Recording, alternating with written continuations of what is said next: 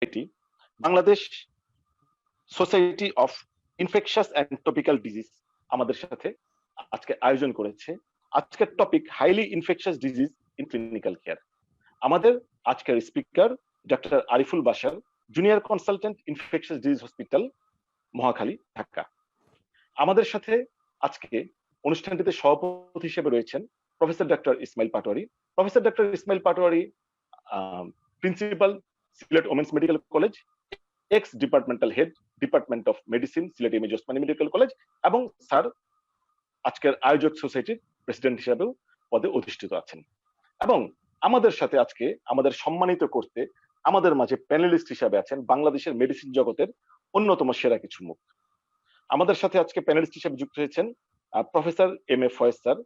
Professor M A Foyez sir ex director general health service Bangladesh, এবং উনি sir বিভিন্ন medical কলেজে ডিপার্টমেন্টাল হেড এবং প্রফেসর হিসাবে কর্মরত ছিলেন। আমাদের সাথে আরো আছেন professor H M Nazmul Ahsan sir. Nazmul Ahsan sir ex professor, department of medicine, Dhaka medical college, বর্তমানে পপুলার মেডিকেল কলেজে প্রফেসর হিসেবে কর্মরত আছেন। এছাড়াও নাজমুল হাসান স্যার এসিপি বাংলাদেশ পার্টির গভর্নর এবং past president society of medicine Bangladesh. এছাড়াও আমাদের মাঝে আছেন professor doctor Robed Amin sir. Professor doctor Robed Amin sir professor of medicine, Dhaka medical college. এবং আমাদের সাথে আরো যুক্ত হয়েছেন professor A K M Kamrul Huda. Kamrul Huda sir anaesthesia, analgesia and intensive care medicine, BSMM তে কর্মরত আছেন। আমি আর কথা না বাড়িয়ে আজকের সেশনটি শুরু করার জন্য আমাদের সর্বজন শ্রদ্ধ প্রফেসর ডক্টর ইসমাইল পাটোয়ারি স্যারকে আহ্বান জানাচ্ছি, এবং আমাদের আজকের sponsor company SK pharmaceuticals limited. বিসমিল্লাহির রহমানির রহিম। আজকে একটা গুরুত্বপূর্ণ একটা topic, highly infectious disease in critical care. বর্তমানে কোভিড-19 সিচুয়েশনে আমরা দেখেছি যে অনেক পেশেন্টই সাধারণত টার্মিনাল স্টেজে ক্রিটিক্যাল, বিশেষভাবে আমাদেরকে ইন্টেন্সিভ কেয়ার ইউনিটে সাধারণত ভর্তি হতে হয়, এবং অন্যান্য ইনফেকশন ডিজিজগুলো যেগুলো আমাদের দেশেও কমন, অনেকগুলো ডিজিজই আমাদেরকে, বিভিন্ন পেশেন্টকে অনেক সময় ইনফেকশন ডিজিজের জন্য আমাদেরকে ক্রিটিক্যাল কেয়ারে ভর্তি হওয়ার প্রয়োজন হয়, এবং আলটিমেটলি মর্টালিটিও খুব বেশি থাকে। আজকে এই একটা গুরুত্বপূর্ণ টপিকই আজকে আমাদের ডক্টর আরিফুল বাশার আজকে এই সম্পর্কে কিছু বলবেন। Overall situation of infection disease not only in Bangladesh but also through out the world, এবং আমাদের দেশে কি কি ডিজিজ গুলো সাধারণত আমরা বেশি অ্যাড্রেস করি, এই বিষয়ের উপরে আজকের টপিকটি আলোচিত হবে। তা আমি ডক্টর আরিফুল বাশারকে তার টপিকটি শুরু করার জন্য অনুরোধ করছি। ধন্যবাদ সবাইকে। Thank you sir. Can I share my slide?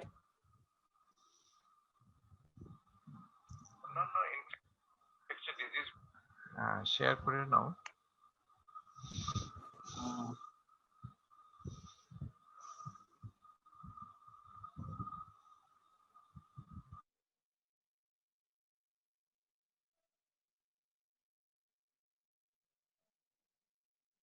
Yes. Is my slide visible? আমার স্লাইড দেখা যাচ্ছে? দেখা যাচ্ছে, দেখা যাচ্ছে। Yes. Thank you sir. প্রথমে আমি ধন্যবাদ জানাচ্ছি বিডি ডক্টরসকে যে ওনারা আমাকে একটা সুযোগ করে দিয়েছেন, এবং আমার খুবই সৌভাগ্য যে এখানে যারা প্যানেলিস্ট হিসেবে আছেন তারা সবাই আমার সরাসরি টিচার, এবং এই টিচারদের সামনে আমি আসলে এরকম একটা টপিক নিয়ে কথা বলতে পারতেছি, এটা আমার জন্য খুবই সৌভাগ্য। আমি ফার্স্টই বলতে চাচ্ছি I have no conflict of interest and I have nothing to disclose. আমি আমার এই প্রেজেন্টেশনটা বেশিরভাগই আমি একটা বই থেকে কভার করার চেষ্টা করেছি, যেটা হচ্ছে highly infectious disease in critical care, LCBR এর পাবলিকেশন। এছাড়াও আমি এখানে ফয়েজ স্যার এবং রোবেদ স্যারের কিছু প্রেজেন্টেশন স্লাইড হিসেবে আমি ইউজ করেছি, এবং এছাড়া বিভিন্ন জার্নাল ইউজ করেছি, এবং একটা প্রাইভেট মেডিকেল বাংলাদেশ স্পেশালাইজড, আমি তো শেয়ার করতে পারতেছি না স্ক্রিপ্ট, তো আমি শেয়ার করতে বলুন তো। বাংলাদেশ স্পেশালাইজড হসপিটালের কিছু ডাটা, আমি আইসিইউ ডাটা আমি এখানে শেয়ার করব। আমি আজকে I try to cover actually is a vast topics, এবং আমার কনসেন্ট্রেশনটা থাকবে যে infectious disease those need ICU care, but those patients who are admitted in the ICU and develop infection, especially sepsis, আমি আসলে ওই জায়গাটাতে খুব কম যাব। আমি চেষ্টা করব যে আমাদের দেশে যেসব ইনফেকশাস ডিজিজ যেগুলোর আইসিইউ কেয়ার প্রয়োজন হয় সেগুলো কভার করার জন্য। আমি ডায়াগনস্টিক রোল অফ ল্যাবরেটরি এবং বায়োটেরোরিজম অর্গানিজম গুলো নিয়ে একটা কথা বলবো না, আমি কথা বলার চেষ্টা করবো যে ট্রায়াস influenza, measles, SARS, MERS, smallpox, কিছু zoonotic infection, biowarfare, haemorrhagic fever, যেগুলো আমাদের দেশে খুবই common, multidrug resistant bacterial infection এবং কিছু সিএনএস ইনফেকশন। এছাড়াও বেশ কিছু নেগলেক্টেড ডিজিজ আছে যেগুলো আসলে খুবই আইসিইউ কেয়ার দরকার, যেমন rabies, tetanus, multidrug resistant tuberculosis এবং HIV AIDS. Infectious disease, actually infectious disease একদম মানে আমাদের মানব সভ্যতার আগে থেকেই ছিল, এবং অনেকের ধারণা হয়তো মানব সভ্যতাটা ধ্বংস হবে ইনফেকশাস ডিজিজ দ্বারাই। যাই হোক, ইনফেকশাস ডিজিজ কিভাবে ইনফ্লুয়েন্স করে কালচারকে, সেই জন্য 1914 সালে একটা কমিটি হয়েছিল মাল্টিডিসিপ্লিন নিয়ে, এবং তারা কয়েকটা রিস্ক ফ্যাক্টরকে আইডেন্টিফাই করেছে। এগুলো হচ্ছে হিউম্যান ডেমোগ্রাফিক এবং behaviour, breakdown of the public health measure, economic development and land use. আমরা জানি যে 1915 সালে একবার ব্ল্যাক ডেথ একটা প্লেগ হয়েছিল, তখন কিন্তু পুরা যারা আরবানে ছিল তাদের 1/3 পপুলেশন কিন্তু লস হয়েছে ওই সময়, এবং ওইটার জন্য অনেক লোক তখন আবার শহর থেকে গ্রামে চলে গিয়েছে। International travel and commerce, microbial adaptation and change, যেটা কন্টিনিউইং প্রসেস। অনেকে বলে যে হিউম্যান ডেভেলপমেন্টও ইনফেকশন ডিজিজের অনেক, ইভলিউশনে ইনফেকশন ডিজিজের অনেক ভূমিকা আছে, বিশেষ করে ভাইরাসদের। টেকনোলজি এবং ইন্ডাস্ট্রি। ট্রায়াজ আমরা কোভিডে খুব ভালোভাবে আমরা ট্রায়াজকে সম্পন্ন করেছি। আসলে ট্রায়াজের যে ক্রাইটেরিয়া, এটা এস্টাবলিশড হয়েছিল 2014 সালে, যখন ইবোলা ভাইরাস আউটব্রেক হয়, তখন সিডিসি কতগুলো ক্রাইটেরিয়া দাঁড় করিয়েছিল, মানে ক্যাটাগরি, যে বলেছিল যে এইগুলো পয়েন্টগুলো যাতে অন্তত টাচ হয়, এবং এই পয়েন্টগুলো হয়তো মডিফাই হতে পারে, কিন্তু এই পয়েন্টগুলো যাতে টাচ করা যায়। Developing A case definition, standardized question for dispatcher to identify the possible for the preparation and evaluation upon arrival on the emergency medical service, precaution while transporting the patient and contacting appropriate receiving hospital, monitoring of potentially exposed emergency medical personnel, and maintenance of transportation vehicle and equipment and decontamination process. আমরা সবাই জানি যে এই ট্রায়াজগুলো এবার আমরা Covid এর ক্ষেত্রে খুব ভালোভাবে করার চেষ্টা করেছি। এটা হচ্ছে যে WHO এর একটা ইনফেকশাস ডিজিজের একটা ডেমোগ্রাফি, যে এখানে প্রিভিলেন্স দেখা হয়েছে, এবং এখানে খেয়াল করলে দেখবেন যে সাউথ ইস্ট এশিয়ার অবস্থাটা কি। সাউথ ইস্ট এশিয়াতে বলছে যে সবচেয়ে বেশি ইনফেকশাস ডিজিজ হয় ব্যাকটেরিয়াল, মেনিনজাইটিস এবং মেলিওডোসিস, যেটা আমরা সব সময় অনেক সময় ইগনোর করেছি যে মেলিওডোসিস, এবং আমাদের দেশে কিন্তু মেলিওডোসিস ডায়াগনোস করাটা খুবই ডিফিকাল্ট। কিন্তু মেলিওডোসিস যেসব সিডোমোনাস ইনফেকশন দেখা যায় যে জেন্টামাইসিন এবং ম্যাক্রোলিড রেজিস্ট্যান্স, তারা সাধারণত আসলে মেলিওডোসিসটা দেখা উচিত। এটা কিন্তু খুবই আনরিপোর্টেড আমাদের দেশের জন্য। এছাড়াও ফাঙ্গাল ইনফেকশন আছে, টিউবারকুলোসিসকে বলা হচ্ছে, ম্যালেরিয়া বলা হচ্ছে, মিজেলস বলা হচ্ছে, টিটানাস বলা হচ্ছে, ডেঙ্গু বলা হচ্ছে, এবং র্যাবিস বলা হচ্ছে। র্যাবিস নিয়ে খুবই আসলে দুঃখজনক যে র্যাবিসের কোনো ট্রিটমেন্টই আমাদের দেশে হয় না, অনেক দেশে হয়তো হয় না, এবং কিন্তু র্যাবিস কিন্তু একটা one of the most important infectious disease in Bangladesh, যেটা আইসিইউ প্রয়োজন। ট্রায়াজে আমরা যেসব ইনস্ট্রুমেন্ট গুলো ইউজ করি, যে সেপসিস এবং সেপটিক শক, সাধারণত এর মধ্যে কিউসোফা এবং হচ্ছে নিউজ যেটা আছে, সেটাতে আমাদের আসলে কোনো ল্যাবরেটরি ভ্যালু দরকার পড়ে না।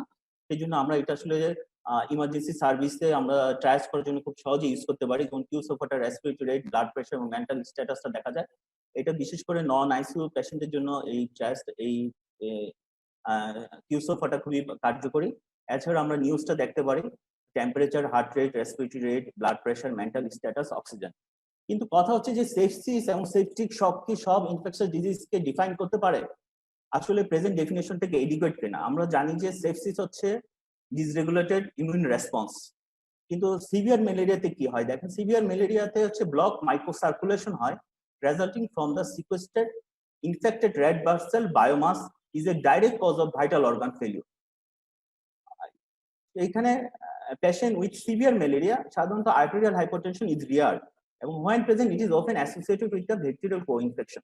অতএব সেপসিস ডেফিনেশন দিয়ে কিন্তু আমরা প্যারাসাইটিক এবং ভাইরাল যে ইনফেকশন গুলো হয় সেগুলোকে কিন্তু আমরা ক্লিয়ার করতে পারি না। এছাড়া ডেঙ্গুতে সেপসিসে আমরা যে সেপসিসে কিভাবে ডিফাইন করা হয়েছে WHO, যে virus protein are thought to be directly damage the glycocalyx lining in the endothelium. The World Health Organization defined dengue shock by the presence of an arterial blood pressure amplitude less than 20 millimeter mercury. তার মানে dengue কিন্তু আমরা septic shock দিয়ে আসলে আমাদের যে present সেপসিসের যে definition আছে সেটা দিয়ে আমরা ওয়েল ডিফাইন করতে পারি না। সেই জন্য এগুলোর জন্য আলাদা আসলে ডেফিনেশন দরকার, এবং এটা ম্যানেজমেন্ট পারপাসটাও ডিফারেন্ট হতে পারে। ঠিক যেমন কোভিড, কোভিডও যেটা আমরা সেপসিস যদি চিন্তা করি, তাহলে কোভিডকেও হয়তো আমরা ঠিকভাবে বর্তমান ডেফিনেশন দিয়ে ডিফাইন করা সম্ভব না। কারণ সেপসিস এবং সেপটিক শকে যে মেইন ইম্পর্টেন্ট যেটা আমরা ফ্লুইড থেরাপি দিই শকে, ম্যালেরিয়ার ক্ষেত্রে এই ফ্লুইড থেরাপিটা কিন্তু চ্যালেঞ্জিং ডোজটা কিন্তু ক্ষতি হয়ে যেতে পারে পেশেন্টের জন্য। কারণ মাইক্রো সার্কুলেশন যেখানে ব্লক থাকে সেখানে যদি আমরা ফ্লুইড বোলাস দেই সেখানে হিতে বিপরীত হওয়ার সম্ভাবনা বেশি। Respiratory virus, influenza, measles, SARS, MERS এবং স্মল পক্স আমরা জানি ইরাডিকেট হয়ে গেছে, কিন্তু অনেক ল্যাবরেটরিতে এখনো হয়তো আছে। অতএব এটাও নিয়ে আমাদেরকে একটু সতর্ক থাকা দরকার আছে। ইনফ্লুয়েঞ্জা যদি আমরা দেখি তাহলে ইনফ্লুয়েঞ্জা কিন্তু সাউথ ইস্ট এশিয়াতে কখনই খুব বেশি থ্রেট হয়ে আসেনি। ইনফ্লুয়েঞ্জা দেখা যায় যে সাউথ ইস্ট এশিয়াতে খুব অল্প পরিমাণেই হয় এবং এটা হচ্ছে সিজনাল। মাঝখানে যেসব এপিডেমিক গুলো হয়েছিল সেগুলো হয়তো সিজন ক্রস করে গেছে, কিন্তু খুব বেশি বার্ডেন হয়ে আমাদের দেশে দেখা দেয়নি। ঠিক তেমন সার্স এবং মার্স যেটা ছিল সেই দুইটা ডিজিজও কিন্তু আমাদের দেশে মানে সাউথ ইস্ট এশিয়াতে খুব বেশি হয়নি, কিন্তু এবার কোভিড-19 যেটা সেটা কিন্তু সাউথ ইস্ট এশিয়াতে একটা থ্রেট হয়ে দেখা দিয়েছে।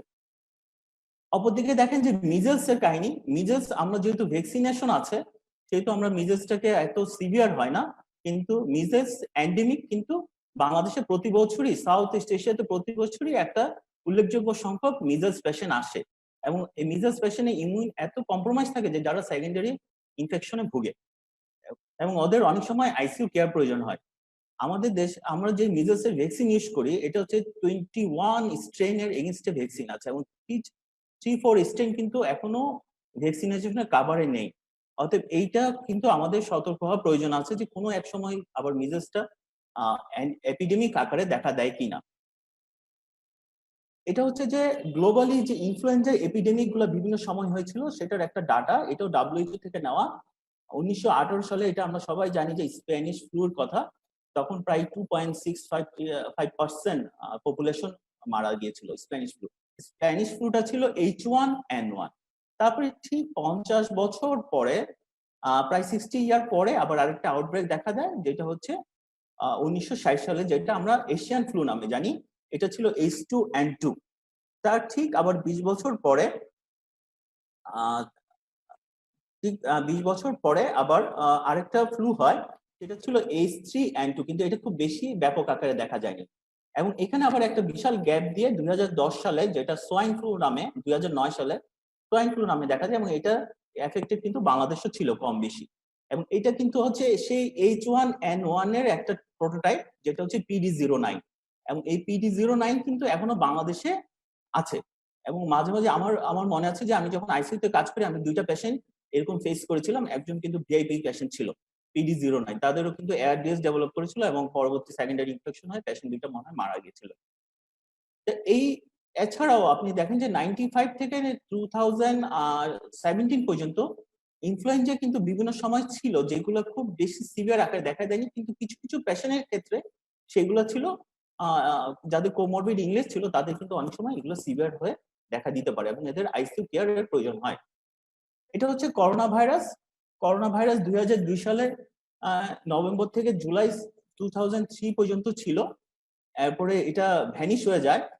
পরের বছর সামান্য কিছু কেস পাওয়া যায়, কিন্তু কোনো এক অজানা কারণে এটা এরপরে আর ট্রেস করা যায়নি।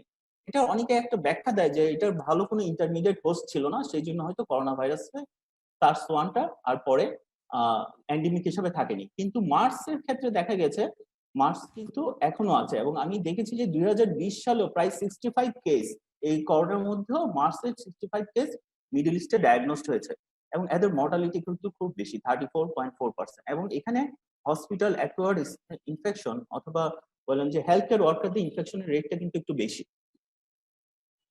মার্সটা থেকে যাওয়ার জন্য একটা ব্যাখ্যা দেওয়া হয় যে মার্সের যে ইন্টারমিডিয়েট হোস্ট যে ক্যামেল থাকাতে সেই মার্সটা হয়তো এখনো রয়ে গেছে, এন্ডেমিক হিসেবে রয়ে গেছে, কিন্তু কিছু কিছু পেশেন্টের কিন্তু এইটা লাইফ থ্রেটেনিং হয়ে দেখা দিচ্ছে, যদিও ওভারঅল ভিরুলেন্স হয়তো কমে গেছে। SARS-CoV-2 যেটা আমরা এবার ফেস করছি সেটাও কিন্তু দেখা গেছে যে সেই একই সময় শুরু হয়েছিল, প্রায় ওই কাছাকাছি সময় অক্টোবর নভেম্বরের দিকে, এবং এটা যেটা এখনো পারসিস্ট করছে এবং একটা সিজন ক্রস করে আবার আমরা প্রায় নভেম্বরের কাছাকাছি চলে আসছি, মানে আরেকটা উইন্টার সিজনে চলে আসছে। সেই জন্য এখন অনেকের চিন্তা হচ্ছে যে এটা আবার সেকেন্ড ওয়েভ দেখা দিতে পারে কিনা। কারণ হচ্ছে সাধারণত করোনা হচ্ছে কিন্তু উইন্টার সিজনের একটা আরএনএ ভাইরাস ডিজিজ। যদি আমরা সিজনাল ভেরিয়েশন দেখি, ভাইরাসগুলোর একটা পিকুলারিটি আছে, ভাইরাসগুলো কিন্তু আমাদের হিউম্যানদের মতো জায়গা দখল করে, ওটা সিজন দখল করে। এক এক সময় এক এক সিজনে এক এক ভাইরাসের প্রিডোমিনেন্ট বেশি দেখা যায়। যেমন করোনা ভাইরাস কিন্তু জানুয়ারি থেকে এপ্রিল পর্যন্ত সাধারণত এই সময়টাতে যে নর্মাল এন্ডেমিক করোনা ভাইরাস গুলো আছে কমন কোল্ডের, এই সময়টাতে থাকে। আবার এই সময়টাতে কিন্তু গ্রুপে স্ট্রেপ্টোকক্কাস নিউমোনি বা স্ট্রেপ্টোকক্কাস পায়োজেন, এই সময়টাতে কিন্তু এটারও প্রাদুর্ভাব বেড়ে যায়। তো অতএব যদি এবার শীতে করোনা ভাইরাসের প্রাদুর্ভাব থাকে, তাহলে কিন্তু কো-ইনফেকশনের গ্রুপ স্ট্রেপ্টোকক্কাস নিউমোনি হওয়ার চান্স খুব বেশি। এবং আমার মনে হয় অনেকে এটা এখন ফেস করছেন যে ডাব্লিউবিসি কাউন্ট এখন কিন্তু আগের মতো আর কম দেখা যায় না। কিছু কিছু পেশেন্টে দেখা যাচ্ছে যে এখন করোনা পজিটিভ আছে এবং তার লাংসে জিজিও আছে, এবং সাথে দেখা যায় যে ডাব্লিউবিসি কাউন্টও কিন্তু বেড়ে যাচ্ছে। অতএব কো-ইনফেকশনের যে করোনাতে কম ছিল, সেটা কিন্তু সিজনে চেঞ্জ হয়ে যেতে পারে। অ্যাডিনো ভাইরাস সারা বছরই থাকে, আমাদের দেশেও আছে সারা বছরই। রেসপিরেটরি সিনসাইটিয়াল ভাইরাসটা আমরা ওইভাবে ডায়াগনোস করতে পারি না, এটাও কিন্তু শীতের একটা ভাইরাস। এবং ইনফ্লুয়েঞ্জা কিন্তু খুবই পিকুলারিটি, যে ইনফ্লুয়েঞ্জার এখন সিজন। ইনফ্লুয়েঞ্জা নভেম্বর থেকে শুরু করে, নভেম্বর ডিসেম্বর থেকে হয়তো ফেব্রুয়ারি মার্চ পর্যন্ত এই এই ডিজিজটা থাকে। এটা হচ্ছে বাংলাদেশের আইডিসি এর একটা ডাটা। আইডিসি এর ইনফ্লুয়েঞ্জা সার্ভিল্যান্স আছে, এটা ওনারা একটা ইন্টারন্যাশনাল নেটওয়ার্কের সাথে জড়িত। এবং এইটা আমি এই বছরের ডাটা দেখার চেষ্টা করেছি। এই বছরে ওরা প্রায় 1000-এর মতো স্যাম্পল কালেকশন করেছে, কিন্তু কোনো পজিটিভ ইনফ্লুয়েঞ্জা কেস আমি দেখি নেই এই ডাটাতে। কিন্তু এটা হচ্ছে গত বছরের একটা ডাটা। গত বছরে কিন্তু ডাটাতে দেখা যাচ্ছে যে এইচ PD09 প্রায় 76 পেশেন্টের ছিল, এবং AS3 যেটা কমন ইনফ্লুয়েঞ্জা, এটা প্রায় 179। মানে টোটাল স্যাম্পল কালেকশনের প্রায় 10% কিন্তু ইনফ্লুয়েঞ্জা পজিটিভ পাওয়া গেছে। তাহলে বাকি পেশেন্ট গুলার আসলে কি ধরনের রেসপিরেটরি ভাইরাস ছিল আমরা আসলে জানি না, আমাদের জানার এই সুযোগটাও নাই। এটা হচ্ছে যে একটা প্রাইভেট ইউনিভার্সিটি, প্রাইভেট কর্পোরেট হাসপাতালের একটা আইসিইউ সিনারিও। এখানে 86 পেশেন্টকে আমরা টসিলিজুমেব দিয়ে আইসিইউতে ট্রিটমেন্ট করা হয়। এটা আমাকে ডক্টর মহিউদ্দিন দিয়েছেন, উনি ওখানে আইসিইউতে আছেন, এই ডাটাটা। তো এখানে দেখেন যে আমাদের যে কোমরবিড ইলনেস গুলোর কথা বলছি, যে 86% মধ্যে প্রায় 61% ডায়াবেটিস ছিল, হাইপারটেনশন ছিল 70% পেশেন্টে, এবং আইএসডি ছিল আপনার প্রায় 20% পেশেন্টে, সিকেডি 10% পেশেন্ট। কিন্তু আমাদের এখানে কিন্তু অ্যাজমা পেশেন্ট মানে রেসপিরেটরি ইলনেস পেশেন্ট কিন্তু খুবই কম ছিল। এবং সিমটমের সবাই মোটামুটি কমন সিমটম ছিল ফিভার, কাফ এবং শর্টনেস অফ ব্রেথ। অ্যাডমিশন ছিল প্রায় অন অ্যান এভারেজ যদি ধরি তাহলে 8 দিন মিডিয়ান টাইম, এবং আইসিইউতে হয়তো আপনার 9 ডেতে গিয়েছে, মানে পরের দিন হয়তো হচ্ছে অনেকে সরাসরি আইসিইউতে ভর্তি হয়েছে, এবং কিছু কিছু পেশেন্ট 10 দিনের মাথায় ইন্টিউবেশন করার প্রয়োজন হয়েছে। আউটকামের মধ্যে আইসিইউর এইখানে যে আমাদের যে আউটকাম, সেই আউটকামে দেখা যাচ্ছে যে টোটাল 32.6% মানে প্রায় 32% পেশেন্ট ডাইড হয়, এবং বাকি পেশেন্ট গুলো কিন্তু আইসিইউতে সার্ভাইভ করে। এর মধ্যে যদি আমরা কেন মারা গেছে চিন্তা করি, তাহলে এইখানে প্রায় 64% পেশেন্ট ডিউ টু কোভিড মানে এআরডিএস এর জন্য মারা যায়, এবং হচ্ছে সেপটিক শক সেপসিস হয়েছিল 10% patient, non ST elevated MI 3.6%, 3.6% patient intracranial haemorrhage, এটা may be due to over use of heparin, 1 patient died due to MI, এবং পালমোনারি এম্বোলিজম প্রায় 4টা পেশেন্ট মানে 14 পেশেন্ট মারা গিয়েছেন, 14% patient due to pulmonary embolism. এবং এখানে বলা হয় যে কোভিড এর ক্ষেত্রে পালমোনারি ইন্টারভাস্কুলার কোয়াগুলেশন হয়, যেখানে পিসি প্রথম মিন টাইম বা এপিটিটি এগুলো খুব একটা বাড়ে না, যেগুলো আপনি ডিআইসি সাথে বাড়ে। ডিআইসির সাথে পালমোনারি ইন্টারভাস্কুলার কোয়াগুলেশনের ডিফারেন্স হচ্ছে এখানে এই কোভিড এর ক্ষেত্রে আপনার দেখা যায় যে পালমোনারি ইন্টারভাস্কুলার কোয়াগুলেশনের ইয়েটা বেশি। ট্রিটমেন্ট দেওয়া হয়েছে, এছাড়াও টসিলিজুমেব প্রায় সবগুলো পেশেন্টই পেয়েছে, টসিলিজুমেব ইউজটা খুব বেশি হচ্ছে এখানে। এবং এছাড়া কিছু পেশেন্ট আপনার কনভালসেন্ট প্লাজমা পেয়েছে, রেমডিসিভির পেয়েছে 32.6% পেশেন্ট, এবং কিছু হচ্ছে রেমডিসিভির কনভালসেন্ট প্লাজমা পেয়েছে প্রায় 40% পেশেন্ট। যাদের টসি দেওয়া হয়েছে অক্সিজেন, যে সবগুলো পেশেন্ট ইন্ডিকেশন ছিল যে যেসব পেশেন্টের অক্সিজেন লাগছে এবং যাদের লাংয়ে শ্যাডো আছে তাদেরকেই টসি দেওয়া হয়েছিল। এবং টসি দেওয়া পরে আপনার মেকানিক্যাল ভেন্টিলেশন ছিল 20, ক্যানুলাতে 51, 44টা পেশেন্ট, নেজাল ক্যানুলা 5টা, মানে এই পেশেন্ট গুলোকে এই অবস্থায় আমরা টসি গুলো দেওয়া হয় ওই হাসপাতালে। এবং মেকানিক্যাল ভেন্টিলেশনের পেশেন্টদের মধ্যে মারা গিয়েছে যারা আপনার ইন্টুবেশনে ছিল, ভেন্টিলেশনে ছিল, তাদের প্রায় 45% পেশেন্ট মারা গেছে। তার মানে 55% পেশেন্ট কিন্তু সার্ভাইভ করেছে আফটার ইন্টুবেশন। অনেকের একটা ধারণা ছিল যে ইন্টুবেশনে গেলে পেশেন্ট সার্ভাইভ করে না, কিন্তু এই ডাটাতে দেখা যাচ্ছে, যদিও এই ডাটা দিয়ে কোনো কনক্লুশন টানা যাবে না, কনক্লুশন টানা ঠিক হবে না, কিন্তু এই ডাটাতে দেখা যাচ্ছে যে একটা সিগনিফিক্যান্ট পেশেন্ট কিন্তু মেকানিক্যাল ভেন্টিলেশন থেকে উঠে এসেছিল। এবং এইখানে কিন্তু আপনার যে পেশেন্ট গুলো মারা গেছে সেই কোভিড এআরডিসির কারণেই বেশিরভাগ পেশেন্ট মারা গেছে, এবং শকে মারা গেছে একটা পেশেন্ট। যারা হাই ফ্লো নেজাল ক্যানুলাতে ছিল তাদের মধ্যে কিন্তু দেখা গিয়েছে যে হাই ফ্লো নেজাল ক্যানুলা অবস্থায় যাদেরকে টক্সিক দেওয়া হয়েছে তাদের মধ্যে দেখা গেছে যে প্রায় 11 and প্রায় 20% পেশেন্ট, ওরা 33% পেশেন্ট ওনারা ডাইড, এবং 77% পেশেন্ট সার্ভাইভ করেছিল। তার মানে হচ্ছে যে এইটা, যদিও এটাকে দিয়ে কোনো ইন্টারপ্রিটেশন করা যাবে না, কিন্তু এটা একটু ইন্ডিকেট করে যে টক্সিক টিউমারটা যদি একটু আগে দেওয়া যায়, যদি আসলে এটা এখনো কাজ করে কিনা বলা যাবে না, কারণ এখন WHO ওনাদের স্টাডিতে কোনো কিছু এখনো বলতে পারেনি যে কোনো বেনিফিট আছে কিনা। কিন্তু আমার এই ডাটাতে দেখা যায় যে যদি ইউজই করতে হয় তাহলে একটু আর্লি ইউজ করলে হয়তো কিছুটা বেনিফিট পাওয়া যেতে পারে। যারা আপনার নেজাল ক্যানুলা ছিল তারা সবাই মোটামুটি সার্ভাইভ করে গেছে। NIV তে যারা ছিল তাদের মধ্যে আপনার হচ্ছে প্রায় 55% পেশেন্ট মারা গেছে। এখানে বেশ সিগনিফিক্যান্ট পেশেন্ট মারা গেছে। এখানে অনেকে হয়তো ইন্টুবেশনে যেতে চায়নি, সেই জন্য হয়তো পরে এগুলো সার্ভাইভ করেনি। আর ফেস মাস্কে যারা ছিল বা অন্য যারা ইয়ারওয়ে ম্যানেজমেন্টে ছিল তারা মোটামুটি ভালো সার্ভাইভ করেছে। এটা একটা ডাটা, এটা গ্লোবাল ডাটা, এটা হচ্ছে যে CDC থেকে নেওয়া। এখানে যে নিউমোনিয়া, ইনফ্লুয়েঞ্জা এবং কোভিড-19 মর্টালিটি, এখানে দেখা যায় যে ইনফ্লুয়েঞ্জা সবসময় একটা নভেম্বর ডিসেম্বরের দিকে একটু করে বাড়তে থাকে এবং একটা পিক হয়, এবং যেটা জানুয়ারি ফেব্রুয়ারিতে শেষ হয়ে যায়। এবং এটা প্রায় প্রতি বছরই হয়। 2018-তে একটু পিক ছিল, 2018-তে সরি, আবার 2019-এ কিন্তু কমে গেছে, এবং 2020-এ যখন ইনফ্লুয়েঞ্জার মধ্যেই কিন্তু আমাদের কোভিডটা রেস করেছে, কিন্তু ইনফ্লুয়েঞ্জা ঠিকই আবার ডাউন হয়ে গেছে। তো এটা এখন মনে হচ্ছে না যে ইনফ্লুয়েঞ্জা কোভিডকে খুব একটা ইনফ্লুয়েন্স করবে বা ওদের মধ্যে জেনেটিক রিঅ্যাসর্টমেন্ট হওয়ার কোনো সুযোগ আছে।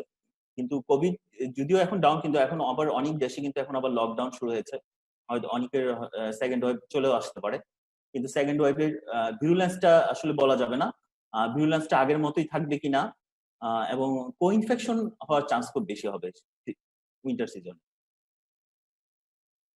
জোনোটিক ইনফেকশন এবং bio warfare agent in critical care, যদিও এইগুলো নিয়ে আসলে আমাদের আসলে খুব বেশি একটা এখনো মানে আমাদের খুব বেশি একটা চিন্তা ভাবনা নাই। অ্যানথ্রাক্স, প্লেগ, টুলারেমিয়া, কিন্তু এইগুলো কিন্তু এখনো এক্সিস্ট করতেছে, এবং আমাদের মনে রাখতে হবে যে একমাত্র স্মল পক্স এবং স্মল পক্স ছাড়া রিন্ডারপেস্ট নামে একটা জোনোটিক ডিজিজ আছে। এই দুইটা ডিজিজ ইরাডিকেট হওয়া ছাড়া আর কোনো ডিজিজই কিন্তু বিশেষ করে ভাইরাল ভেক্টর ইরাডিকেট হয়নি। অতএব এইগুলা কোনো একটা সময় আবার ফিরে আসতেও পারে, বিশেষ করে যখন এই ধরনের কোভিড প্যান্ডেমিক সিজনে যেগুলো মোর কন্ট্রোল করা যায় যেসব ডিজিজ, এগুলোর প্রতি কিন্তু আমাদের নজরটা কমে যায় বিভিন্ন কারণে। তখন কিন্তু একটা উইন্ডো পিরিয়ড সৃষ্টি হয়, একটা হোল তৈরি হয়, এবং এই হোলের মধ্যে অনেক সময় দেখা যায় যে এই ডিজিজগুলা আবার একটু বেড়ে যেতে পারে এবং একটু ব্যাপক আকারে দেখা দিতে পারে। এই ডিজিজগুলোরও কিন্তু আপনার লাং ফাইজিস গুলো অনেকটা কোভিডের মতো। এগুলো সম্বন্ধে এইসব পেশেন্টদেরকেও অবশ্যই আপনার আইসিইউ কেয়ার প্রয়োজন আছে। যেমন আপনার অ্যানথ্রাক্স, প্লুরাল ইনফেকশন হয়, বাইলেটারাল ইনফ্লেটেড প্লেগ কিন্তু কিছুদিন আগেও চায়নাতে একটা ছোটখাটো আউটব্রেক হয়েছে এই কোভিড এর মধ্যেও। এদের হচ্ছে আর্লি কেয়ার প্রয়োজন, এবং এদের ফ্যাটালিটি কিন্তু অনেক হাই, দেখেন প্রায় 90% ফ্যাটালিটি। এছাড়াও রিসিন নামে একটা বায়োকেমিক্যাল অ্যারোসোলাইজ এজেন্ট আছে যেটা বায়োওয়ারফেয়ার অনেক সময় ইউজ করে। এটা কিন্তু ফ্যাটালিটি খুবই হাই, এবং এটার প্রায় ফিচার গুলো কোভিড এর মতোই, বাইলেটারাল জিজিও তৈরি করে। Hemorrhagic fever for the most part are viral in origin, and they are related to the 5 viral families. এই ফ্যামিলি গুলো হচ্ছে এরিনাভাইরিডি, ফাইলোভাইরিডি, বুনিয়াভাইরিডি, ফ্ল্যাভিভাইরিডি এন্ড র্যাবডোভাইরিডি। এটার একটা হিমোরেজিক ভাইরাস গুলো কন্ট্রোল করার একটা ভালো সুযোগ হচ্ছে যে এইগুলো কিন্তু হিউম্যান, কিন্তু এগুলো প্রাইমারি রিজার্ভার না, এগুলোর হচ্ছে ভেক্টর আছে, এবং এই ভেক্টর গুলাই বিভিন্ন সিজনে ডিসেমিনেশন করে অর্গানিজম গুলো। সেই জন্য ভেক্টর গুলো যদি ভালো করে কন্ট্রোল করা যায় তাহলে এই ডিজিজ গুলোকে কিন্তু অনেকটা কন্ট্রোলে নিয়ে আসা যায়। এবং এই ভেক্টর গুলো হচ্ছে tick, mosquito, bat and rodent. আমাদের কমন যে হেমোরেজিক ভাইরাস গুলো আছে সেগুলো সাধারণত দুইটা ভাগে ভাগ করা যায়, আরবো ভাইরাস এবং নন আরবো ভাইরাস। আরবো ভাইরাসের মধ্যে যে ফ্ল্যাবি ভাইরাস, যেটা আমাদের দেশে প্রতি বছরই একটা সিজনে দেখা দেয় ব্যাপকভাবে, মাঝে মাঝে দেখা যায়, যেমন ডেঙ্গু। এছাড়া ইয়েলো ফিভারটা আফ্রিকাতে বেশ আছে সিজনাল। এছাড়াও আপনার ফাইলো ভাইরাস, ইবোলা আমরা জানি যে 2014 সালে বেশ আউটব্রেক হয়েছিল এবং আমেরিকাতেও কিছু ট্রান্সপোর্টেশনের জন্য চলে গিয়েছিল। কিন্তু এই বছরে কিন্তু আফ্রিকাতে কিছু কিছু ইবোলা কেস পাওয়া গেছে, কিন্তু এত ব্যাপক আকারে আর দেখা দেয়নি। ভিরুলেন্সটা হয়তো ওইভাবে থাকে না, সময়ের সাথে সাথে হয়তো ডিজিজের ভিরুলেন্স গুলো কমে যায়। তাছাড়াও আপনার বুনিয়া ভাইরাস এবং এরিনা ভাইরাস, এই ভাইরাস গুলোকেও কিন্তু লাসা ফিভার, সাউথ আমেরিকান এবং হান্টা ভাইরাস, এগুলোকে কিন্তু থ্রেট হিসাবে দেখা হয় যে এই ভাইরাস গুলো যদিও এখন আর ওরকম ভিরুলেন্স নাই, কিন্তু এগুলা হয়তো সময়ের সাথে আবার ভিরুলেন্ট হয়ে আসতে পারে। এই জন্য এইগুলো আমাদেরকে কেয়ার করতে হবে। সাধারণত ফ্ল্যাবি ভাইরাসের যে সিমটম গুলো হয় সেগুলো হচ্ছে যে নিউরোট্রপিক কিছু ডিজিজ, যেমন এনকেফালাইটিস, কগনিটিভ ইম্পেয়ারমেন্ট হয় এবং ক্লাসিক প্যারালাইসিস হয়। বিশেষ করে জাপানিজ এনকেফালাইটিস ভাইরাস, যেটা আমাদের দেশে আছে, আমি একটু পরে স্লাইডে দেখাবো, সেখানে কিন্তু কগনিটিভ ইম্পেয়ারমেন্টটা বেশ হয়। এবং একটা স্টাডি আছে, ওখানে স্টাডি করে দেখা গেছে যারা আইসিইউ থেকে সার্ভাইভ করেছে তাদের অনেকেই ডিস্টোনিয়া হয়েছে এবং তাদের ইজি করলে দেখা যায় যে একটা ডিফিউজ ডেল্টা অ্যাক্টিভিটি থেকে যায়, সেই জন্য ওদের কগনিটিভ ফাংশনটা ইম্পেয়ার হয়ে যায়। এছাড়া ভিসেরাল যে প্রবলেম গুলো হয়, যেমন হেপাটাইটিস হয়, ভাস্কুলার লিকেজ হয়, ডেঙ্গু, হেমোরেজ এন্ড ব্লিডিং হয়, শক সিনড্রোম নিয়ে আসতে পারে। কনজেনিটাল ডিজিজ যেটা হয় জিকা ভাইরাসের, মাইক্রোকেফালি, প্লাসেন্টাল ইনসাফিসিয়েন্সি, এগুলো দেখা দিতে পারে। আমাদের দেশ এবং সাউথ ইস্ট এশিয়াতে যদি দেখা যায় যে ভাইরাস প্রোন কোনটা, তাহলে হচ্ছে আমাদের এখানে দেখানো হয় যে সাধারণত ডেঙ্গু ভাইরাসটা আমাদের এখানে প্রোন, এবং এটা আমরা জানি যে প্রতি বছরই কম দেখা যায়, মাঝে মাঝে এটা এপিডেমিক আকারে দেখা দেয়। এছাড়াও আপনার জাপানিজ এনকেফালাইটিসটাকে কিন্তু বলা হয় যে আমাদের এই সাউথ ইস্ট এশিয়া রিজিয়নের একটা এন্ডেমিক এবং কখনো কখনো এপিডেমিক, কিন্তু আমরা এগুলো ডায়াগনোস করতে পারি না, আমরা হয়তো এনকেফালাইটিস হিসেবেই এগুলোকে ট্রিটমেন্ট করি। এটা হচ্ছে যে ডেঙ্গু, এটা 2000 সাল থেকে 2018 সালের এই ডাটা, এবং এই ডাটাটা আইডিসি থেকে নেওয়া। আইডিসি দেখা যায় যে ডেঙ্গুটা একসময় মর্টালিটি অনেক বেশি হাই ছিল 2000 সালে, যখন আমি আমি যখন 5th ইয়ার স্টুডেন্ট ছিলাম 2000 সালে, তখন কিন্তু ডেঙ্গুর মর্টালিটি অনেক ছিল এবং আমি ওখানে চিটাগাংয়ে দেখেছি এই পেশেন্ট গুলো তখন। এবং এইটা ডাউনগ্রেড যাওয়ার পরে এখন আবার একটু একটু করে পিক হচ্ছে, এবং 2009-তে কিন্তু আমরা দেখেছি যে ডেঙ্গুর প্যাটার্ন চেঞ্জ হয়ে গেছে। এই ডেঙ্গুর এইবার 2019-এ যেটা হয়েছে, 2019-এর যে ডেঙ্গুর প্যাটার্ন গুলো হয়েছে, যে fever manifested not like classical dengue fever, paucity of rashes ছিল এবং হেমোরেজ কম হয়েছে, কিন্তু surprising rapidly to progression of shock syndrome and frequently manifesting hepatic decompensation, presenting with pulmonary manifestation like pulmonary hemorrhage or ARDS, bowel alteration, refractory shock, multi-organ dysfunction, myocarditis, encephalitis, DIC এবং metabolic acidosis। এবং ডেঙ্গুর fluid ম্যানেজমেন্টটা নিয়ে কিন্তু এখনো অনেক controversy আছে, হয়তো সামনে আরো অনেক কিছু কন্ট্রোভার্সি আসবে। এই স্লাইডটা হচ্ছে যে মাল্টি ড্রাগ রেজিস্ট্যান্ট ভেক্টর ইনফেকশনের জন্য করা। এটা আমি হচ্ছে WHO-র একটা ইয়ে থেকে নিয়েছি, সিডিসি থেকে। এটাতে দেখেন যে এক সময় যখন অ্যান্টিবায়োটিক ডেভেলপ হতো, এগুলো হচ্ছে যে অ্যান্টিবায়োটিক ডেভেলপমেন্ট টাইম এবং এটা হচ্ছে যে রেজিস্ট্যান্স টাইম। পেনিসিলিন যখন আবিষ্কার হয় তখন থেকেই কিছু 1943-তে পেনিসিলিন হয়।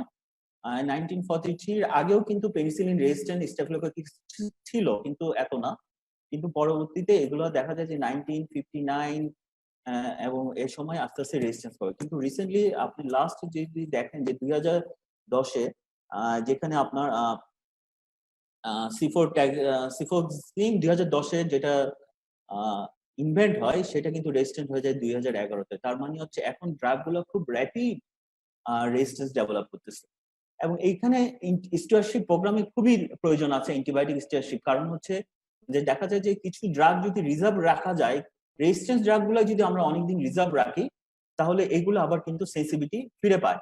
তো সেই জন্য এই দুনিয়া জুড়েই এখন স্টুয়ারশিপ প্রোগ্রামের কথা বলা হচ্ছে, এবং বলা হচ্ছে যে কিছু অ্যান্টিবায়োটিককে অন্তত কেমোথেরাপিউটিক ড্রাগ যেমন ক্যান্সার বিশেষজ্ঞ ছাড়া ইউজ করে না, ঠিক তেমন কিছু অ্যান্টিবায়োটিক অবশ্যই সুপার স্পেশালিস্ট বা যারা সাব স্পেশালিস্ট বলে বা স্পেশালিস্ট যারা আছেন এই ইয়েতে তারা ছাড়া আসলে সব গণহারে ইউজ করাটা উচিত না।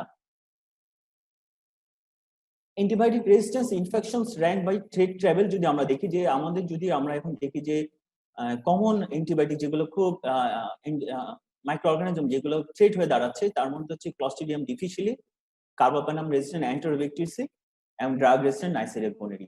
এই ক্ষেত্রে কার্বাপেনাম রেজিস্ট্যান্স অ্যান্টারোব্যাকটেরিয়াসি কিন্তু আইসিইউতে খুবই পাওয়া যায়, বিশেষ করে কর্পোরেট হাসপাতালগুলোতে আইসিইউতে এই অর্গানিজমটা খুবই আইসোলেটেড হয়। আমি বঙ্গবন্ধুতে দেখেছি যে এসিনোভ্যাক্টরটা বেশি ছিল আমাদের এখানে, কিন্তু কার্বাপেনাম আমি শুনেছি যে প্রাইভেট যে আইসিইউ গুলো আছে ওখানে। এবং এটা ইন্টারেস্টিং হচ্ছে আমরা যে ট্রেডিশনাল ডিস ডিফিউশন মেথডে কালচার করি, ডিস ডিফিউশন মেথড কিন্তু কার্বাপেনাম রেজিস্ট্যান্ট অ্যান্টারোব্যাকটেরিয়াসের জন্য আইডিয়াল না, বিশেষ করে কোলেস্টিন সেন্সিটিভিটি দেখার জন্য এবং টিকাসাইক্লিন এই দুইটা ড্রাগই কিন্তু আমরা বেশি ইউজ করি কার্বাপেনাম রেজিস্ট্যান্সে। কিন্তু আমাদের দেশে যদিও কোনো ডাটা নাই, কিন্তু ইন্ডিয়ার ডাটা যদি দেখেন তাহলে হচ্ছে যে এই অর্গানিজমটা কিন্তু এনডিএম মানে New Delhi beta lactamase metalloprotease enzyme resistance, তার মানে হচ্ছে এই অর্গানিজমটা কিন্তু কোলেস্টিন এবং টিগাসাইক্লিনও রেজিস্ট্যান্স। কিন্তু যদিও আমরা অনেক পাই যে এগুলো সেন্সিটিভ থাকে, আবার অনেক সময় দেখি যে একদম প্যান রেজিস্ট্যান্স। তার মানে এই অর্গানিজমটা কিন্তু এখন বর্তমানে আমাদের দেশে এই অর্গানিজমটা ট্রিটমেন্ট করার মতো কোনো অ্যান্টিবায়োটিক নাই। বাইরে যেটা ইউজ করা হয় সেটা হচ্ছে যে এভিভ্যাক্টাম ইউজ করে, সেপ্টাজিডিম এভিভ্যাক্টাম বা ভ্যারোভ্যাক্টাম বা স্যাফাডেলন বা 6 জেনারেশন সেফালোস্পোরিন যেগুলো আছে সেগুলো ইউজ করে, যেগুলো এখনো আমাদের দেশে আসেনি। এছাড়াও আমাদের এসিনোভ্যাক্টর খুব থ্রেট হয়ে দেখা দেয়। তাছাড়া যে ক্যান্ডিডা আমরা সাধারণত বলি যে ক্যান্ডিডা এলবিগেন্স, এছাড়াও কিন্তু ফাঙ্গাল স্টিয়ারশিপের খুবই প্রয়োজন আছে। ক্যান্ডিডা কিন্তু এলবিগেন্স ছাড়াও ক্যান্ডিডা সুইস এবং ক্যান্ডিডাসের গ্ল্যাবাটা কিন্তু ইনবর্ন ফ্লুকোনাজল এখন রেজিস্ট্যান্স। অতএব যদি ক্যান্ডিডা গ্ল্যাবাটা হয় তাহলে আমাদের এইসব মানে অ্যাজল গ্রুপ কিন্তু এখানে খুব একটা কাজ করবে না। সেক্ষেত্রে আমাদেরকে ক্যাপসোফাঙ্গিন অথবা অ্যামফোটারিসিনে যেতে হবে, কিন্তু এগুলো আমরা আসলে ওইভাবে আইডেন্টিফাই করতে পারি না। আমাদের অনেক লিমিটেশন, বিশেষ করে ইনভেস্টিগেশনাল অনেক লিমিটেশন আছে। এছাড়া সালমোনাল টাইপি আমরা ফ্রিকোয়েন্টলি পাই, বিশেষ করে মেডিসিন ওয়ার্ডে। তাছাড়াও স্টেফিলোকক্কাস অরিয়াস যদি এমআরএস এ আমাদের দেশে একটু কমই দেখা যায়। ড্রাগ রেজিস্ট্যান্ট টিউবারকুলোসিস এটা একটা বিশাল থ্রেট, ভিআরএস এও এগুলো আমাদের জন্য একটা বিশাল থ্রেট হয়ে দেখা যাচ্ছে। সেন্ট্রাল নার্ভাস সিস্টেম যে মেনিনজাইটিসের ভাইরাল মেনিনজাইটিসের আসলে কোনো ট্রিটমেন্টই এখন পর্যন্ত ওইভাবে আইডিয়াল কোনো ট্রিটমেন্ট নেই, কোনো ভাইরালও আসলে এখন পর্যন্ত আবিষ্কার হয়নি। কিন্তু এই মেনিনজাইটিসের আসলে ব্রেইন ড্যামেজটা একটা ভিসিয়াস সাইকেল, প্রায় সবগুলা ব্যাকটেরিয়াল ভাইরাল মেনিনজাইটিস এই ভিসিয়াস সাইকেলের মধ্যে পড়েই সেল ড্যামেজ গুলো করে এবং নিউরাল ডেথ গুলো করা হয়। এটা হচ্ছে যে নিপা ভাইরাস বাংলাদেশে 2001 থেকে 2020 সালের একটা ডাটা। এই নিপা ভাইরাসের এই ডাটাটা আমি আইডিসি এর ওয়েবসাইট থেকে নিয়েছি। আপনি যদি দেখেন এই যে 2020 সালে এই কোভিড যুগেও প্রায় 6টা পেশেন্ট নিপা ডায়াগনোসড হয় এবং 4টা পেশেন্টই মারা যায়। তার মানে হচ্ছে মর্টালিটি হচ্ছে 66% এবং ওভারঅল মর্টালিটি কিন্তু 70%। এবং আমার মনে আছে আমি যখন ট্রেনিং করি তখন একটা নিপা কেস আমরা পেয়েছিলাম। ওই পেশেন্টটাকে আমরা যদিও আইসিইউ কমপ্লিকেশন হয়তো মারা গেছে, কিন্তু এই পেশেন্টটা নিয়ে আমাদের খুব সমস্যা হয়েছিল, কারণ অন্যান্য পেশেন্টের সাথে এই নিপা পেশেন্ট যেটা একটা কন্টাজিয়াস ডিজিজ, যেটা হয়তো ইয়ারবর্ন না কিন্তু তার এক্সক্রিটা বা কোনো সিক্রেশন থেকে কন্টাক্ট হয়ে চান্স আছে ইনফেক্টেড হওয়াতে, সেই জন্য নর্মাল আইসিইউর সাথে এই ধরনের পেশেন্ট গুলোকে ম্যানেজমেন্ট করা একটু ডিফিকাল্ট।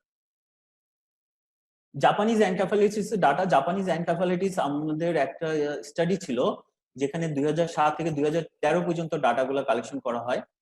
এরপরে আমি আসলে জানি না জাপানিজ এনকেফালাইটিস এরপরে আর কোনো ডাটা বা স্টাডি আছে কিনা। এখানেও দেখা গেছে যে এই অঞ্চলগুলোতে কিন্তু জাপানিজ এনকেফালাইটিসের বেশ প্রাদুর্ভাব আছে, বিশেষ করে রাজশাহী অঞ্চলে, চিটাং এ আছে, এবং এই সাইডে হয়তো ওইভাবে ডাটা কালেকশনই করা হয়নি, এই জন্য হয়তো বলা যাচ্ছে না যে জাপানিজ এনকেফালাইটিসে, কিন্তু এটাও কিন্তু হাই একটা ফ্যাটালিটি এবং এই বেশিরভাগ পেশেন্টই মরবিড হয়ে যায়। র্যাবিস হচ্ছে খুবই দুঃখজনক।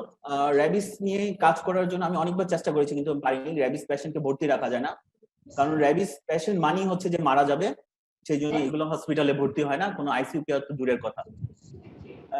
আমার একটা গল্প, মানে আমি কিছুদিন একটা সত্য ঘটনা, আমি মানে গাড়িতে যাচ্ছিলাম আমার ওয়াইফের সাথে, তো আমাকে একজন ফোন করেছিল যে এই পেশেন্ট, ওনার একটা বাচ্চা, উনি হচ্ছে ওনাকে একটা স্ট্রিট ডগ কামড় দেয় এবং সে একটা ডোজ আইডিআরবি নেয়। আইডি নেওয়ার পরের দিন সে তার মধ্যে একটু অ্যাবনর্মাল আচরণ দেখা দেয় এবং সে আমাকে ফোন করেছিল যে কি করবে।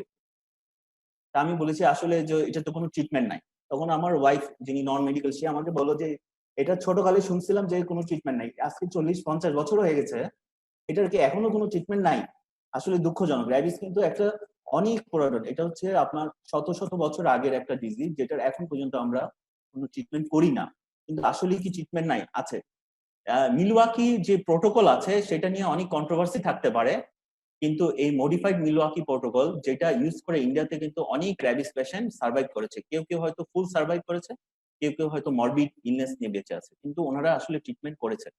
এবং এই প্রোটোকলের একটাই মেইন নিয়ম হচ্ছে যে এই প্রোটোকল হচ্ছে যে পেশেন্টকে একটা আইট্রোজেনিক কমাতে নিয়ে যাওয়া, যেটাকে করা হয় ক্যাটামিন দিয়ে এবং সাথে বেনজোডাইজিপিন ইউজ করা হয়। এই পেশেন্ট গুলাকে বলা হয় যে যদি আপনি ফার্স্ট যেদিন অ্যাডমিশন হবে তাকে যদি আমি আইসিইউতে নিয়ে তাকে ফুল ভেন্টিলেশন সাপোর্ট দিয়ে, রেসপিরেটরি সাপোর্ট দিয়ে তাকে যদি আমরা ডিপ কমাতে নিয়ে যাই, তার মধ্যে হয়তো 9 ডেতে বা 7 ডেতে পেশেন্টের মধ্যে হাইপোনেট্রিমিয়া বা সিআর ডেভেলপ করতে পারে।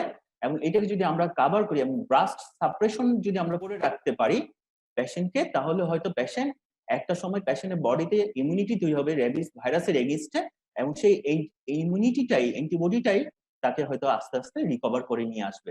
এবং এটা কিন্তু 1990 এর দিকে একটা নিউ ইংল্যান্ড জার্নালের একটা স্টাডি থেকে এটা নেওয়া হয়েছে। এবং এই প্রোটোকলটা অনেকেই, এটা নিয়ে কন্ট্রোভার্সি আছে, এটা নিয়ে অনেকেই অনেক কথা বলে। আসলে মর্টালিটি দিয়ে আউটকাম অনেক সময় বোঝা যায় না, কারণ মর্টালিটি অনেকগুলো ফ্যাক্টরের উপর ডিপেন্ড করে।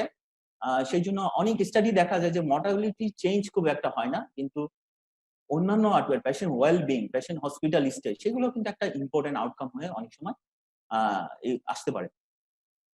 এই জন্য যে এই পেশেন্ট গুলাকে আমরা যে আসলে বলি যে এই পেশেন্ট গুলো ট্রিটমেন্ট দেওয়ার প্রয়োজন নাই, এটা কিন্তু আসলে সম্পূর্ণ ভুল ধারণা। এই পেশেন্ট গুলা, প্রতিটা পেশেন্টেরই রাইট আছে যে ট্রিটমেন্ট পাওয়ার, এবং আমি মনে করি যে এই পেশেন্ট গুলোকেও আমাদের ট্রিটমেন্ট করতে হবে। এবং এটা নিয়ে আরেকটা ধারণা আছে যে এটা হাইলি কন্টাজিয়াস। এখন পর্যন্ত কোনো রিপোর্ট নাই যে কোনো হিউম্যান টু হিউম্যান ট্রান্সমিশন হয়েছে র্যাবিস ভাইরাসের। যে রিপোর্ট গুলো আছে সেগুলো হচ্ছে যে অর্গান ডোনেশনের মাধ্যমে অনেক সময় কিছু কিছু পেশেন্ট র্যাবিস এফেক্টেড হয়েছে, কিন্তু হিউম্যান টু হিউম্যান ট্রান্সমিশনের এখন পর্যন্ত কোনো রেকর্ড নাই। অতএব এই পেশেন্ট গুলা ট্রিটমেন্ট করার জন্য আসলে কোনো ধরনের মানে ভীতি কাজ করার কোনো মানি হয় না। এটা হচ্ছে আরেকটা আমি বলবো যে নেগলেক্টেড ডিজিজ, ইনফেকশন ডিজিজ, যেটা আইসিইউ খুবই দরকার, কিন্তু এখানে আইসিইউ দেওয়া হয় না।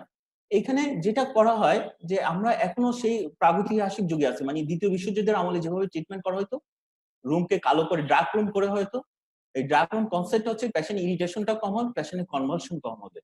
কিন্তু এই কনসেপ্ট যদি আপনি রিসেন্টলি যদি দেখেন বাইরের গাইডলাইন গুলোতে, ড্রাগ রুম কনসেপ্ট কিন্তু এখন নাই। কারণ হচ্ছে এই পেশেন্ট গুলো আইসিইউ কেয়ার পাবে এবং পেশেন্ট গুলো ডিপ সিজেশনে থাকবে, পেশেন্ট গুলো একসময় অটোমেটিক রিকভার করে আসবে। র্যাবিস এবং টিটানাসের মধ্যে একটা পার্থক্য হচ্ছে যে টিটানাসে যখন আমরা ইমিউনোগ্লোবুলিন যেটা ইউজ করি, এটা অনেকের আইডিআরবি কে বেশি গুরুত্ব দেয়, কিন্তু আমি মনে করি ক্যাটাগরি 2 অথবা বিশেষ করে ক্যাটাগরি 3 তে ইমিউনোগ্লোবিনটা আরআইজিটা ইম্পর্টেন্স অনেক বেশি। কারণ আরআইজি দিতে হলে আরআইজিটা আর্লি দেওয়াই উচিত। আরআইজি যদি আমি লেট করি, কোনো পেশেন্ট যদি তার মধ্যেই র্যাবিস ভাইরাসটা যদি ডিসেমিনেট হয়ে যায়, তাহলে তার বডি ইমিউনিটিকে হ্যাম্পার করবে ওই আরআইজি। কিন্তু টিটানাসের ক্ষেত্রে যেটা হয়, টিটানাস কিন্তু ইটসেলফ কোনো ইমিউনিটি দেয় না। অর্থাৎ টিটানাস যদি হয় তাহলে টিটানাস পেশেন্টকে টিটিও দিতে হবে, টিআইজিও দিতে হবে এবং পেশেন্টকে সিডেশনে নিতে হবে। এই ক্ষেত্রে ম্যাগনেসিয়াম একটা গুরুত্বপূর্ণ ভূমিকা পালন করে, এবং ম্যাগনেসিয়ামকে বলা হয়, এই ড্রাগটাকে বলা হয় যে আসলে এই ড্রাগটা খুব কম ইউজ হয় আইসিইউতে, কিন্তু ম্যাগনেসিয়াম একটা অ্যাডিন হিসাবে মাসেল রিল্যাক্সেন্ট বলেন, সিডেটিভ বলেন এবং ভ্যাসোডাইলেটেশন, বিশেষ করে যখন পেশেন্ট শকে চলে যায় তখন প্রথমেই তার ম্যানিফেস্টেশনটা হয় renal insufficiency. Renal vessel dilate করার জন্য ম্যাগনেসিয়ামের একটা গুরুত্বপূর্ণ রোল আছে। সেই জন্য ম্যাগনেসিয়াম, আমি একটা স্টাডি করেছিলাম যখন মাইমিসিং থাকি, খুবই ম্যাথোডোলজিক অনেক ফ্লজ আছে এই স্টাডির মধ্যে, কারণ এটা আমি খুব লিমিটেড ফেসিলিটির মধ্যে কাজটা করি। আমি এখানে দেখিয়েছিলাম যদি আমি টিটানাসের সাথে টিটানাস পেশেন্টদেরকে ম্যাগনেসিয়াম দেই বেনজোডাইজিপিনের সাথে, তাহলে আমার সার্ভাইভাল রেট ছিল প্রায় 75%, মানে 25% পেশেন্ট ডাইড। কিন্তু ওভারঅল যদি ন্যাশনাল ডাটা দেখেন তাহলে বলা হয় যে 30 থেকে 40% patient died. Even in ICU care 20% patient may die. এইটা আইসিইউ কেয়ারে 20% পেশেন্ট মারা যাওয়ার মেইন কারণ হচ্ছে যে আইসিইউ রিলেটেড যে কমপ্লিকেশন আছে সেটা, অথবা যে তার অটোনমিক ইনস্টেবিলিটি হয় সেজন্য। এই অটোনমিক ইনস্টেবিলিটিটা কমানোর জন্য ম্যাগনেসিয়াম একটা গুরুত্বপূর্ণ ভূমিকা পালন করতে পারে, কারণ ম্যাগনেসিয়াম অটোনমিক স্টেবিলিটি দেয়। ম্যালেরিয়া সম্বন্ধে আসলে এখানে যিনি আছেন প্যানেলিস্টের, মানে উনি হচ্ছেন একজন ওয়ার্ল্ডের অন্যতম ম্যালেরিয়ার। এই স্লাইডটা আমি স্যারের থেকে নিয়েছি। সিভিয়ার ম্যালেরিয়া কিন্তু সময় আইসিইউ কেয়ারের প্রয়োজন হয়, বেশিরভাগ সময় আইসিইউ কেয়ার করে। এবং ম্যালেরিয়ার এখানে দেখেন যে সাউথ ইস্ট এশিয়াতে কিন্তু সারা বছরই ম্যালেরিয়া ট্রান্সমিশন হয়, এবং ম্যালেরিয়ার যে ক্লিনিক্যাল ফিচার গুলো আসে সেগুলো কিন্তু এইজের সাথে সাথে বিভিন্ন ধরনের ফিচার আসে। যেমন আর্লি এজে বেশিরভাগ পেশেন্টই হয়তো অ্যানিমিয়া থাকবে, কনভালশন থাকে, এবং হয়তো শক নিয়ে আসে। কিন্তু আবার লেট এজে গিয়ে দেখা যায় যে যাদের লেটে তাদের মধ্যে জন্ডিস, এসিডোসিস, কমা এই ধরনের পেশেন্ট আছে। এই এই এই এই এই ছবিটা আমি স্যারের একটা প্রেজেন্টেশন নিয়েছি, খুব সম্ভবত 2000 সালের হবে। ওই সময়কার সময় যে চিটাং মেডিকেলে তখন আইসিইউ এত ফেসিলিটি ছিল না। এই পেশেন্টটাকে সার্ভাইভ করার জন্য কত চেষ্টা করা হয়েছে। দেখেন যে একটা ডায়ালাইসিস দেওয়া হচ্ছে, হিমোডায়ালাইসিস, এবং আমাদের পেশেন্টটাকে কিন্তু ইন্টুবেট করা যায়নি, ফেস মাস্ক দিয়ে এটা টাইট করে একটা মানে সিস্টেম করে অক্সিজেন দেওয়ার চেষ্টা করানো হচ্ছে, এবং অনেকগুলো বিপি মেশিন ঝুলানো আছে, ব্লাড প্রেসার। আমি জানি না এই পেশেন্ট আসলে সার্ভাইভ করেছিল, কিন্তু এই ধরনের পেশেন্ট গুলো আইসিইউ খুবই প্রয়োজন। এবং এই আইসিইউ হয়তো যদি সাপোর্টটা দেওয়া যায় তাহলে হয়তো এই পেশেন্ট, অনেক পেশেন্ট গুলোই সার্ভাইভ করে যাবে। Tuberculosis in critical care, TB পেশেন্টের অনেক সময় আসলে আইসিইউ প্রয়োজন হয় যখন ম্যাসিভ হেমোক্রাইসিস হয়, যেমন অ্যানিউরিজম যদি থাকে, অনেক সময় এটাকে আমরা বলি র্যাসমুসেন অ্যানিউরিজম। অনেক সময় পেরিকার্ডিয়াল এফিউশন হয়ে কার্ডিওজেনিক শকে চলে যেতে পারে। Non tuberculosis patient electively admitted in ICU, অনেক সময় পোস্ট থোরাকিক সার্জারি লাগে, বিশেষ করে ব্রঙ্কিয়াইটিস, টিবি ব্রঙ্কিয়াইটিস থাকে। আমরা কিন্তু যেটা বলি যে নন টিউবারকুলার মাইক্রোব্যাকটেরিয়া, যে বলি ম্যাক, এইগুলো কিন্তু আমরা ডায়াগনোসিস করতে পারি না, এগুলো আমাদের ফ্যাসিলিটি নাই। এই ধরনের পেশেন্ট গুলো কিন্তু অনেক সময় লাইফ লং টিবির ওষুধ দিয়ে যেতে হয় বিভিন্ন রেজিমেন্টে। তো এইগুলো সার্জারিতে একটা বিশাল ভূমিকা আছে। যদি তার ব্রঙ্কিয়াইটিস বা কোনো একটা ক্যাভিটারি লিশন থাকে, এগুলো সার্জারি করার দরকার হতে পারে। ড্রাগ রিঅ্যাকশন হয়, অনেক পেশেন্টই লিভার ফেলিওর ডেভেলপ করে, তখন আইসিইউ কেয়ার প্রয়োজন হয়। রেনাল ফেলিওর হয়, আইসিইউ কেয়ার প্রয়োজন। মিলিয়ারি টিবি হয়, ডিআইসি ডেভেলপ করতে পারে, তখন আপনার আইসিইউ পেশেন্ট শকে চলে আসতে পারে, বিশেষ করে যদি সেরিব্রাল টিউবারকুলোমা থাকে। এয়ারওয়ে অবস্ট্রাকশন নিয়ে অনেক পেশেন্ট আসতে পারে। ইএনটি তে হয়তো এই ধরনের কেস অনেক সময় আসে, ল্যারিঞ্জিয়াল বা রেট্রোফেরিঞ্জিয়াল টিবি নিয়ে আসতে পারে। এই ছবিটা আমি দিয়েছি যে এটা একটা কোভিড পেশেন্ট। এখানে দেখেন যে এটা রিসেন্টলি আমি এই পেশেন্টটাকে আমি ফেস করছিলাম, যে এই পেশেন্টের একটা সাথে মানে টিবি পেশেন্ট কিন্তু কোভিড, যে এখানে একটা অ্যাবসেস আছে, লাং অ্যাবসেস, সাথে আপনার কোভিড জিজিও, এবং এই পেশেন্টের কিন্তু পরে টিবি ডায়াগনোসিস হয়েছে, পেশেন্ট ইমপ্রুভ হয়ে গেছে, এখন টিবি ট্রিটমেন্ট হচ্ছে। টিবি পেশেন্ট কিন্তু আপনার রেসপিরেটরি নিয়ে আসতে পারে, এবং এদের জন্য আইসিইউ কেয়ার অনেক সময় লাগতে পারে। HIV in intensive care many, এইটা হচ্ছে আরেকটা ইনফেকশাস ডিজিজের আরেকটা বলবো যে গ্রে জায়গা। মানে এই জায়গাটাকে আমার মনে হয়েছে যে এটা মানে আমাদের যারা মূল স্রোতের ক্লিনিশিয়ান আছি তাদের এই ডিজিজটা আমাদের জন্য না, এটা মনে হয় এনজিওদের একটা ডিজিজ। আমি খুবই অবাক হই যে আমি যখন আইডিএইচ এ আমাদের পোস্টিং করা হয়, আমি আইডিএইচ এর ফাইল গুলো দেখি যে কোনো এইচআইভি কোনো ওষুধ লেখা থাকে না, খালি সিমটোমেটিক ওষুধ লেখা থাকে। তাই আমি জিজ্ঞেস করতাম যে এইচআইভি ওষুধ কোথায়, বলতো যে এগুলো তো দিচ্ছে দিচ্ছে মানে আমি জানি না যে কি পেশেন্ট কি ওষুধ পায়। এই ধরনের একটা ফ্যালাসি কাজ করে, এবং এইচআইভি পেশেন্টদেরকে মনে হয় যে খুব অপরাধ করে ফেলছে যাদের এইচআইভি হয়েছে, কিন্তু আসলে এই ধারণাটা থাকাই উচিত না। এটা অন্যান্য ডিজিজের মতোই একটা ডিজিজ, এটা ব্লাড বর্নই আমাদের দেশে অনেক হয়, অনেকে হয়তো যারা এমএসএম আছেন বা যারা আইভি ড্রাগ ইউজার আছেন তাদের হতে পারে।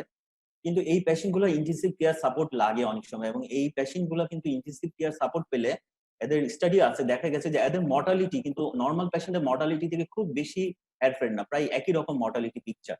বিশেষ করে অনেক পেশেন্ট আপনার সেপসিস নিয়ে আসতে পারে, সেন্ট্রাল নার্ভাস সিস্টেম ডিসফাংশন নিয়ে আসতে পারে, গ্যাস্ট্রোইন্টেস্টাইনাল প্রবলেম, কার্ডিওভাস্কুলার প্রবলেম, সবকিছু নিয়েই আসতে পারে। এবং এই স্টাডিতে দেখা গেছে এখন একটা প্রবলেম হয়ে দাঁড়ায় যে এইচআইভি পেশেন্ট যখন আইসিইউতে থাকবে তখন আপনি হার্ট থেরাপিটা দিবেন কিনা।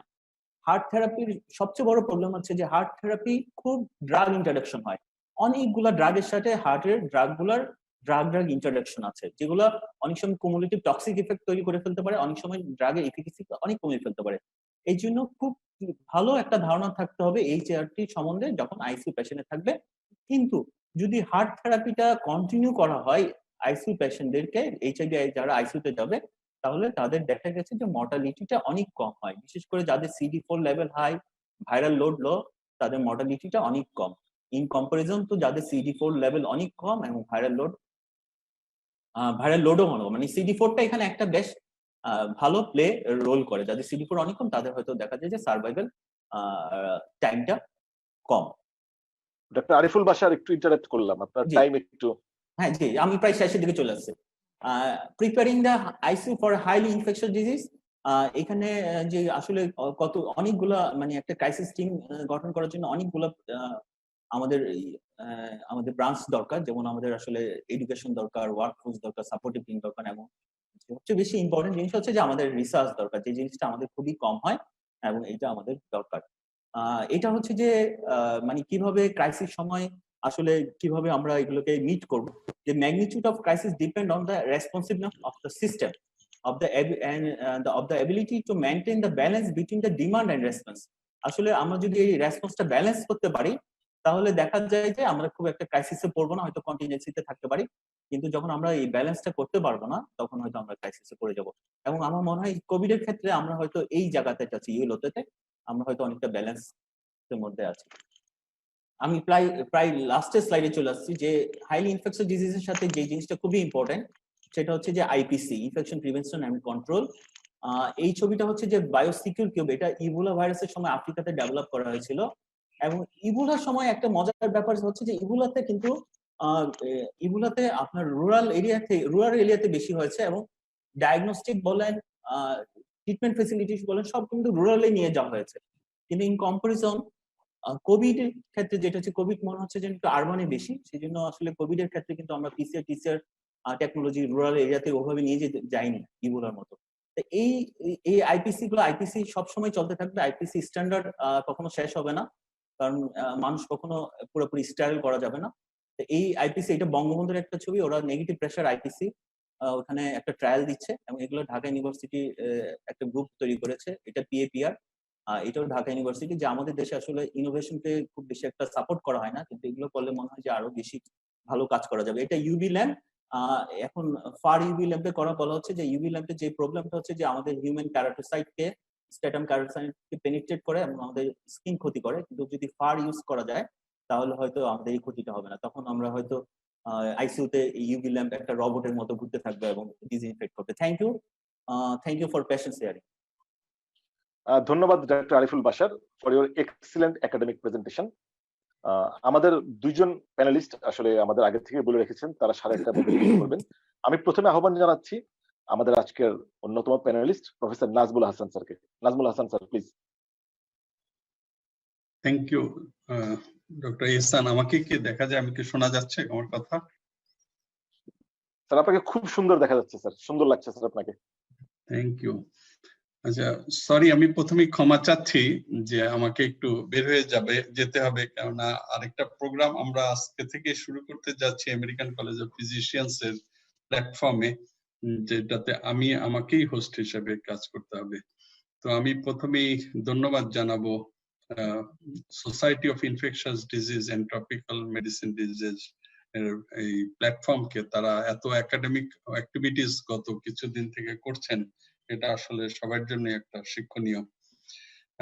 এবং আমি প্রথমেই তারপরে ডক্টর আরিফুল বাশারকে বলবো তার সুন্দর প্রেজেন্টেশনের জন্য। অলরেডি সে প্রমাণ করছে যে এখানে সে বাংলাদেশে একজন উদীয়মান মেডিকেল সায়েন্টিস্ট এবং ভালো স্পিকার। আমি তাকে কংগ্রেচুলেট করি।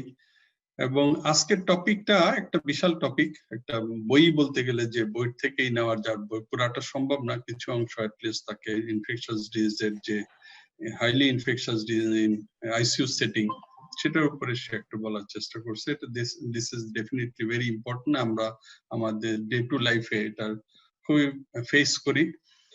তো এখানে প্রফেসর ইসমাইল পাটোয়ারি সাহেব আছেন চেয়ারপারসন হিসাবে, এবং আমাদের sir professor M A Foyez sir, আমাদের আইসিইউর ডক্টর কামরুলহুদা উনি আছেন। আমি আজকে এই অনুষ্ঠানে থাকতে পেরে অবশ্যই অনেক কিছু আজকে আমি নিজেও জানলাম, আমাদের শেখার শেষ নাই। তা আমার মনে হয় এই করোনার সময় আমরা আরেকটা যে সবকিছুরই ভালো আছে খারাপ আছে, যে এখানে এই সময়টাতে এত ওয়েবিনার হইতেছে এবং ওই প্রতিটা ওয়েবিনার থেকে আমরা অনেক কিছু আসলে নতুন শিখতেছি। রিগার্ডিং ইনফেকশাস ডিজিজ সবসময়ই তো একটা ইম্পর্টেন্ট সেকশন আমাদের মেডিসিনের, এবং প্রতিনিয়তই টাইমই বোঝা যাচ্ছে যে ইনফেকশাস ডিজিজের স্পেকট্রাম দিন দিন বাড়তেছে, এবং এটা সামনের থেকে এটা ডিল করা মেডিসিন এবং অ্যালাইড এবং ইনফেকশাস ডিজিজ স্পেশালিস্ট তাদের জন্য এটা একটা খুবই সমস্যা, এবং এটা থেকে আমাদের এখন থেকে নজর রাখতে হবে। নজরকমিয়াল ইনফেকশন এবং আইসিইউর ইনফেকশন একটা ভয়াবহ জিনিস। আর আমাদের দেশে যেখানে ইনডিসক্রিমিনেট অ্যান্টিবায়োটিক ইউজ হচ্ছে, ভাইরাল ডিজিজ ছাড়াও ব্যাকটেরিয়াল ডিজিজ, নতুন ডিজিজ হচ্ছে, এবং একই সাথে মাইক্রোবিয়াল রেজিস্ট্যান্স, এটা একটা ভয়াবহ একটা প্রবলেম। এবং গত এক দশকে আমরা যদি দেখি কোনো নতুন অ্যান্টিবায়োটিক খুব আসতেছে না আমাদের দেশে। ওয়ার্ডে বলেন, আইসিইউতে বলেন, যখনই যে কোনো পেশেন্ট সিম্পল একটা নিউমোনিয়া, আগে এক সময় আমরা অ্যামোক্সিসিলিন, এমপিসিলিন, সেফালোস্প্রিন দিয়ে চিকিৎসা করতাম। এখন আমরা দেখি যে ইম্পেরিক্যালি চিকিৎসা, সেই আমাদের পেনিসিলিন, টেজোভেক্টাম, মেরোপেনাম অথবা লিভোফ্লক্সাসিন, মক্সিফ্লক্সাসিন, প্রতিটা পেশেন্টই 2-3টা অ্যান্টিবায়োটিক, অ্যান্টিফাঙ্গাল এইভাবে দিয়ে চিকিৎসা শুরু পাচ্ছে। তো এর শেষ কোথায় বলা কঠিন, আমাদের জীবদ্দশা আমরা কি দেখতে পারবো জানি না। তো সামনে যারা ইয়াং তাদের জন্য এই সময়গুলোর চিন্তা করা উচিত। এটা ন্যাশনাল লেভেলে হওয়া উচিত, হসপিটাল লেভেলে হওয়া উচিত, এবং ব্যক্তিগত লেভেলেও যারা একাডেমিশিয়ান তারা নিশ্চয়ই এইভাবে রিসার্চ করে, আমি মনে করবি ছোট ছোট কাজ করলেও কিন্তু অনেক কিছু কাজ করা সম্ভব। আইসিইউতে বা হাসপাতালে প্রত্যেক একটা অ্যান্টিবায়োটিক থাকা উচিত।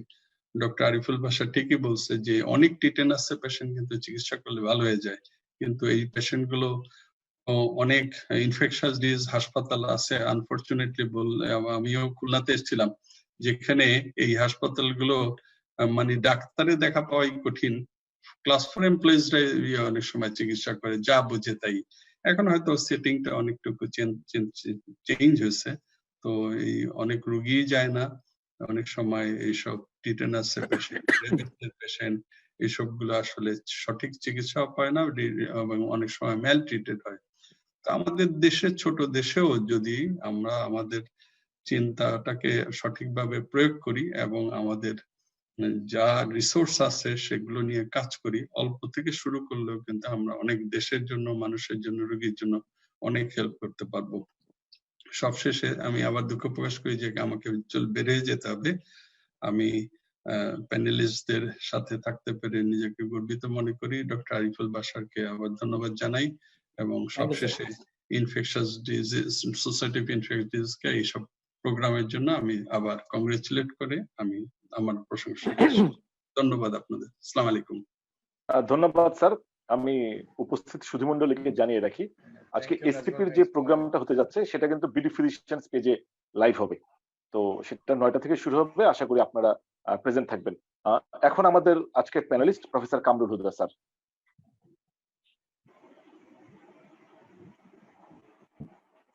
আসসালামু আলাইকুম।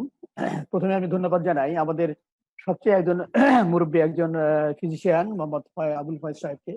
তিনি আমাদের একজন ডিজি ছিলেন, এবং আমি ওনার সম্পর্কে যতটুকু জেনেছি যে ওনার অসাধারণ এবং অনন্য অসাধারণ অবদান ছিল এই ইনফেকশাস ডিজিজের উপরে। বিশেষ করে ডক্টর আরিফুল হক বর্তমানে আমার ইনস্টিটিউটে একজন ক্রিটিক্যাল কেয়ার মেডিসিনের পিএইচডি স্টুডেন্ট হিসেবে আমার সাথে কাজ করেছে, এবং আমি অনেকদিন তার সাথে কাজ করার জন্য স্যার সম্পর্কে আমি জানতে পেরেছি, এবং স্যারেরই শিষ্য বলতে গেলে আরিফুল বাশার, এবং তার মধ্যে আমি সেই প্রতিচ্ছায়া দেখতে পাচ্ছি যে তার যে বিজ্ঞানের যে গবেষণার যে তার একটা মৌলিকত্ব, এই বিষয়টা বোধহয় সম্ভবত স্যারের কাছ থেকে ওই আমাদের আরিফুল বাশা অর্জন করছে। তো দেখ, এটা একটা অবশ্যই একটা ভবিষ্যতের জন্য একটা আমাদের একটা উজ্জ্বল সম্ভাবনার দিক। আমি ধন্যবাদ জানাই ইসমাইল হোসেন পাটোয়ারি, যিনি আমাদেরকে এই প্রোগ্রামটা করছেন, সভাপতিত্ব করছেন। আরো ধন্যবাদ জানাই আমাদের আহসান ভাইকে। তো সত্যি কথা বলতে কি, আহসান ভাই অল্পের মধ্যে যতটুকু বলে গিয়েছেন, সত্যিকার অর্থে আমি এই জায়গাগুলোই আসলে বলার জন্য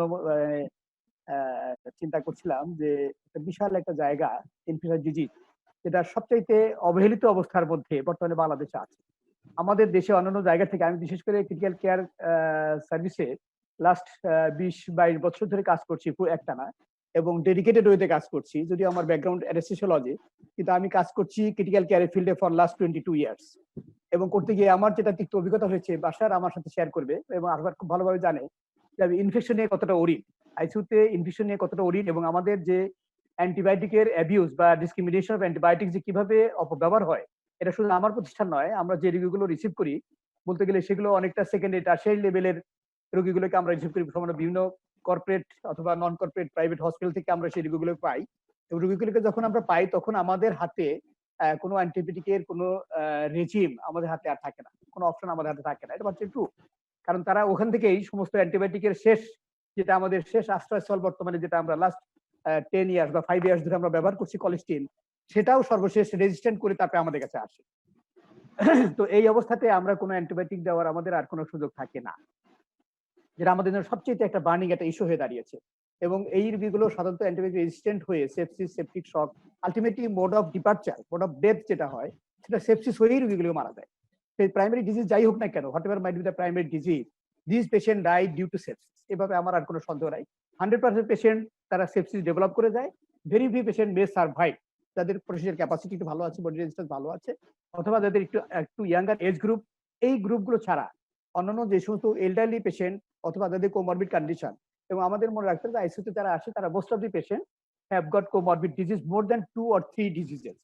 ডায়াবেটিস, হাইপারটেনশন অলমোস্ট 100% পেশেন্টের ক্ষেত্রে আমরা অ্যাভেলেবল দেখছি।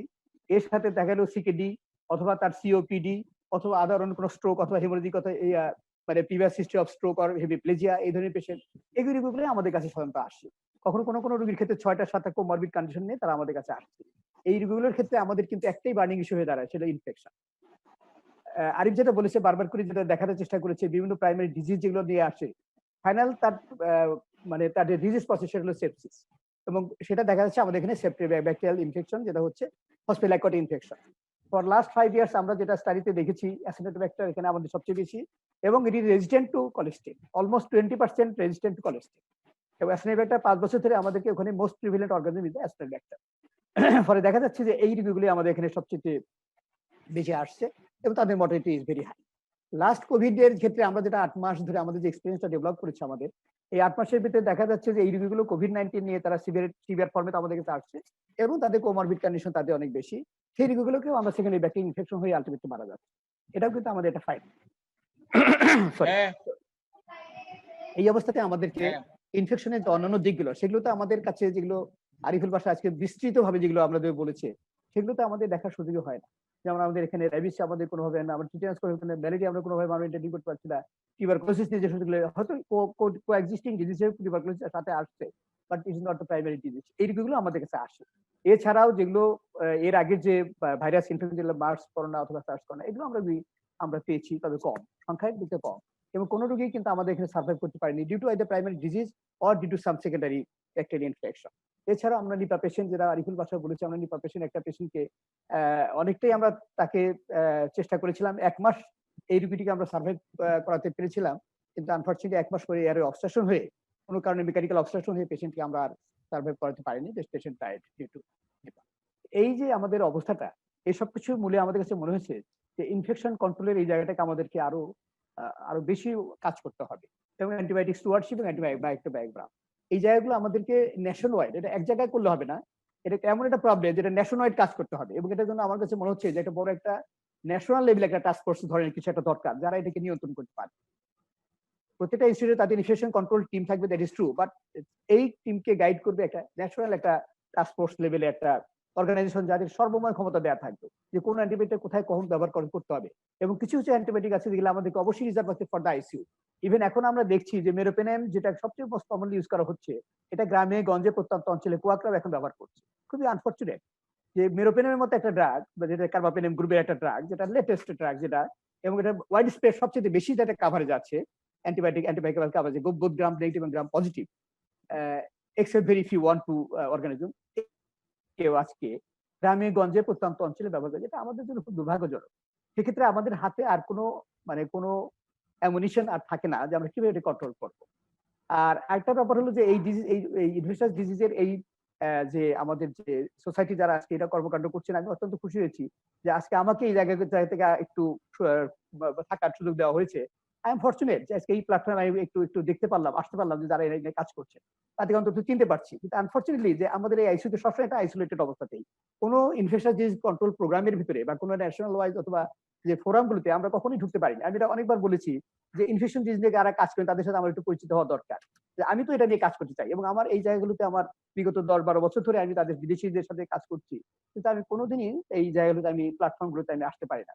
তো এটা আমাদের একটা বড় অপরচুনিটি, যাকে আরিফুল বাশা আমাকে সুযোগ সৃষ্টি করে দিয়েছেন, আমি ধন্যবাদ জানাই। যে পরবর্তীতে যদি যে কোনো ধরনের প্রোগ্রামে আমরা এখানে অংশগ্রহণ করতে চাই এবং আমাদের যে বিটার এক্সপিরিয়েন্স গুলো এটাকে আমরা শেয়ার করতে চাই। আমাদের পরিচিত একজন বেনজির, সবাই নাম জানেন, বেনজির আহমেদ, একজন এপিডেমিওলজিস্ট, খুব নাম করা এপিডেমিওলজিস্ট। আমি একদিন একটা বিশেষ কাজের জন্য কয়েকদিন ওনার কাছে গিয়েছিলাম। উনি আমাকে জিজ্ঞেস করেছেন যে তোমার এখানে ইনফেকশন ইনসিডেন্স কেমন? আমি বললাম 100%। He could not believe. সে আমাকে বললো যে তুমি টেলিফোন করে দেখো তো তোমার কয়টা রোগীর এখন জ্বর আছে। আমাকে জিজ্ঞেস করলো, আমি জিজ্ঞেস করলাম যে কয়টা রোগীর জ্বর আছে। আমার সেই ডাক্তার অলরেডি পাশ করে চলে গেছে এখন ক্রিটিক্যাল কেয়ার মেডিসিন থেকে। তাকে বললাম, বলে স্যার প্রতিটা রোগীর জ্বর আছে, 100% পেশেন্টের জ্বর, fever is one of the most important for SIRS। তো তখন সে বিশ্বাস করলো যে আমি বললাম দেখো বাবা, এটা প্রত্যেকটা আমার অবজারভেশন, এটা 100% পেশেন্ট সাফার ফ্রম ইনফেকশন। এই ব্যাপারে আরিফুল বাশা বোধহয় দ্বিমত করবেন আমার সাথে। এখন এর মধ্যে থেকে কিছু পেশেন্ট আমার সার্ভাইভ করে 30-40%, but most of the patient die. এবং ফাইনাল তাদের mode of departure is the infection. Septic shock, এর বাইরে আর কোনো কিছু নাই। This is my observation for last 20 years.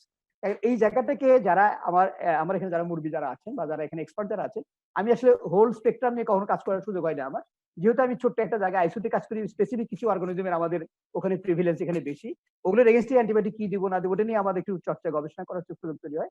ফলে আমি ওয়াইড স্প্রেড এইরকম আরিফুল বাশার মতো বা এখানে যারা তাদের বয়োজ্যেষ্ঠ যারা আছেন, যারা এগুলো নিয়ে কাজ করবেন হোল স্পেকট্রাম নিয়ে, তাদের সাথে আমি হয়তো সেটা সুযোগ হয়নি। তবে এইগুলো যদি সুযোগ সৃষ্টি হয় তাহলে আমি আমার নিজেকে আরো একটু সমৃদ্ধ করতে পারবো। এটা আমার একটা opportunity. So I congratulate Dr. Bashar. I congratulate Professor Faiz Ahmed and Ismail Patwari. আমাকে অনেকটা সুযোগ দিয়েছেন কথা বলার জন্য। আমি কথা বলে খুব আরাম পাচ্ছি এবং আমি ভবিষ্যতে যাতে আপনাদের সাথে এই জায়গাগুলোতে একটু পাশাপাশি থেকে কাজ করতে পারি, আমার টোটাল একটা নলেজের জন্য আমি যেন আরেকটু জন্য এনরিচমেন্ট করতে পারি, এই সৌভাগ্যটুকু আমি দিতে পারি, এই ব্যাপারে আমি সবার সুদৃষ্টি আশা করছি। এবং আমি আমাকে সুযোগ দেওয়ার জন্য অসংখ্য ধন্যবাদ। সবাইকে ধন্যবাদ। আসসালামু আলাইকুম। ধন্যবাদ কামরুল স্যার। ইনশাল্লাহ আপনার সাথে স্যার আমাদের আবার দেখা হবে। পাটোয়ারি স্যার, আমাদের টোটাল কোশ্চেন আছে 80টার উপরে। আমি কিছু সিলেক্টিভ কোশ্চেন নেই, আমাদের প্যানেলিস্টরা আপনারা সবাই মিলে আনসার দেন। স্যার আমি কারণ এত ভালো কোশ্চেন স্যার সারা রাতও শেষ করা যাবে। আমি ফার্স্ট কোশ্চেন রোবেদ আমিন স্যারকে দিয়ে শুরু করি। Professor Robed Amin sir, respected sir, in severe COVID-19 cases it is sometimes necessary to do intubation. The problem is intubated patients are prone to develop ventilator associated pneumonia or VAP. My question is, how would we identify VAP clinically and how can we prevent it? Thank you very much.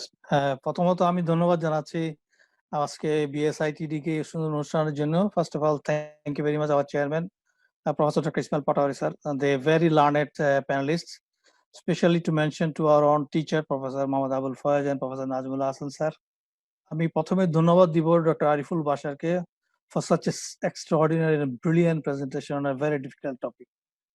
I'm always a big fan of his presentation always, as because আমি দেখেছি যখনই আরিফুল বাশার কোন একটা জিনিস present করে, it creates lots of questions in the mind of the attendants এবং সেটা reflection আপনারা দেখতেই পাচ্ছেন। I think Ariful will be very much busy on answering the question on the question box. আমাকে যে স্পেসিফিক কথা বলা হয়েছে তার আমি অ্যান্সার বলার আগে দুই একটা জিনিস বলে নিই। পর থেকে আমরা কিন্তু অনেকেই ventilation, oxygen system, oxygen delivery এবং এ সম্পর্কে জেনেছি, which is very good news. এটা আমরা অনেকে কিন্তু জানতাম না। সেকেন্ড ইস্যু হচ্ছে যে আপনি দেখবেন ভেন্টিলেশন যখন চলে আসলো, প্রথম দিকে অনেক ভেন্টিলেশনের পেশেন্ট মারা গেল। সো এভরিবডি ওয়াজ থিঙ্কিং যে আমরা কি আর্লি ইন্টিউবেশন করাতে রোগীগুলো ক্ষতি হয়ে গেল কিনা। So there is a new terminology came up as late ventilation. এবং দেখা গেল যে এইসব ক্রিটিক্যাল রোগীগুলোকে যারা আইসিইউতে গেছে তাদেরকে হাই ফ্লো নেজাল ক্যানুলা অথবা NIV দিয়ে একটা ট্রাই করে পরে হয়তো কাউকে কাউকে লেট ইন্টিউবেশন করা হচ্ছে উইথ এ কনসেপ্ট দ্যাট যে আমরা যদি তাদেরকে লেট ইন্টিউবেশন করি can we have a low kind of mortality or not. কিন্তু আমি বলবো the conception is totally wrong. The patient who need to be a mechanically ventilation is not a time dependent issue, is an indication issue. যদি কোনো একটা condition থাকে, তার যদি hemodynamically unstable থাকে এবং আপনি যদি কনসাসনেসের কনফিউশন স্টেট রাখেন, I will say that go for intubation. Doesn't matter it is early or late. You need to do it when it is needed. This is very serious principle এবং এই প্রিন্সিপালকে violation করার কারণে কিন্তু মর্টালিটির আসলে অনেক benefit হয়নি। এই জন্য আমি বলবো even who patient get an early intubation, you can see the reflection that they are coming back from the ventilation as the Ariful Basha shows one of the presentation. I also like to present another private medical's presentation যেখানে 80 patient death হয়েছিল, সেখানেও around more than 20% patients survive from the ventilation in another private hospital in Bangladesh due to COVID-19 respiratory failure. সুতরাং early এবং late এই কথা না দিয়ে আমরা বলি ইন্ডিকেশন থাকলে করতে হবে। সেকেন্ড প্রশ্নটা হচ্ছে যে whenever somebody is having a ventilation, there is every chance of developing VAP, having a high mortality. কথা হচ্ছে যখন কাউকে আপনি ভেন্টিলেশন দিবেন, আনফরচুনেটলি কোভিড-19 এর ক্ষেত্রে আমরা যেটা দেখেছি, they need to have a prolonged ventilation time. This is bad as because most of the bacterial pneumonia who was in intubation সাধারণত তারা আর্লি ব্যাক করে আসতে পারে ইন্টিউবেশন থেকে। That is the big difference between the COVID-19 in intubation versus the bacterial.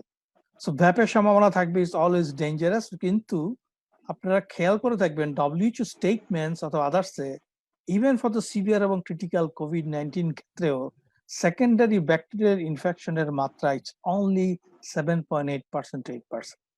So is the virus itself causing the serious trouble as well as dysregulated autoimmune response leading to the VAP? সেই জন্য ভ্যাপের যে standard protocol আছে সেটা management চলবে, কোনো সন্দেহ নাই, but VAP itself is a serious mortality.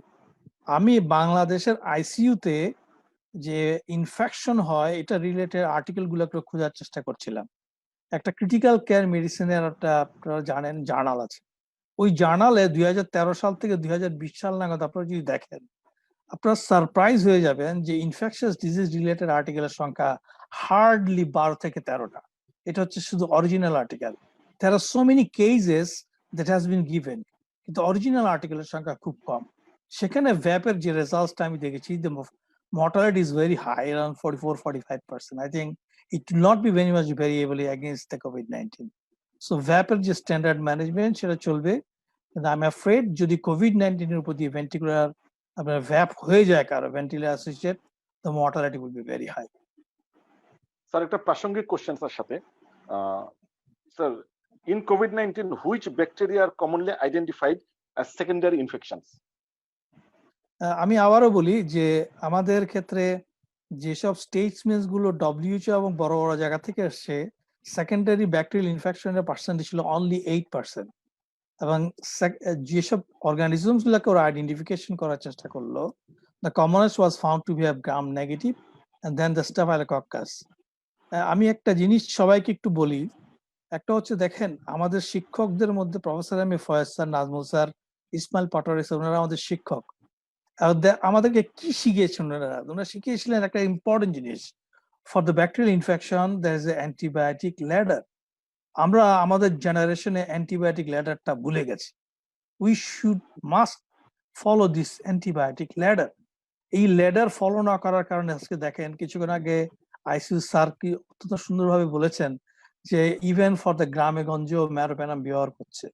আমরা যতদিন পর্যন্ত অ্যান্টিবায়োটিক ল্যাডারকে আবার ঠিক মতো শিখতে পারবো না, ততদিন পর্যন্ত কিন্তু এই শিক্ষাটা হবে না। অ্যান্টিবায়োটিক ল্যাডার কিন্তু আমাদেরকে শিখাচ্ছে যদি আপনি সাসপেক্টেড গ্রাম পজিটিভ হয় তাহলে কি দিয়ে শুরু করব, যদি সাসপেক্টেড গ্রাম নেগেটিভ হয় কি দিয়ে শুরু করব।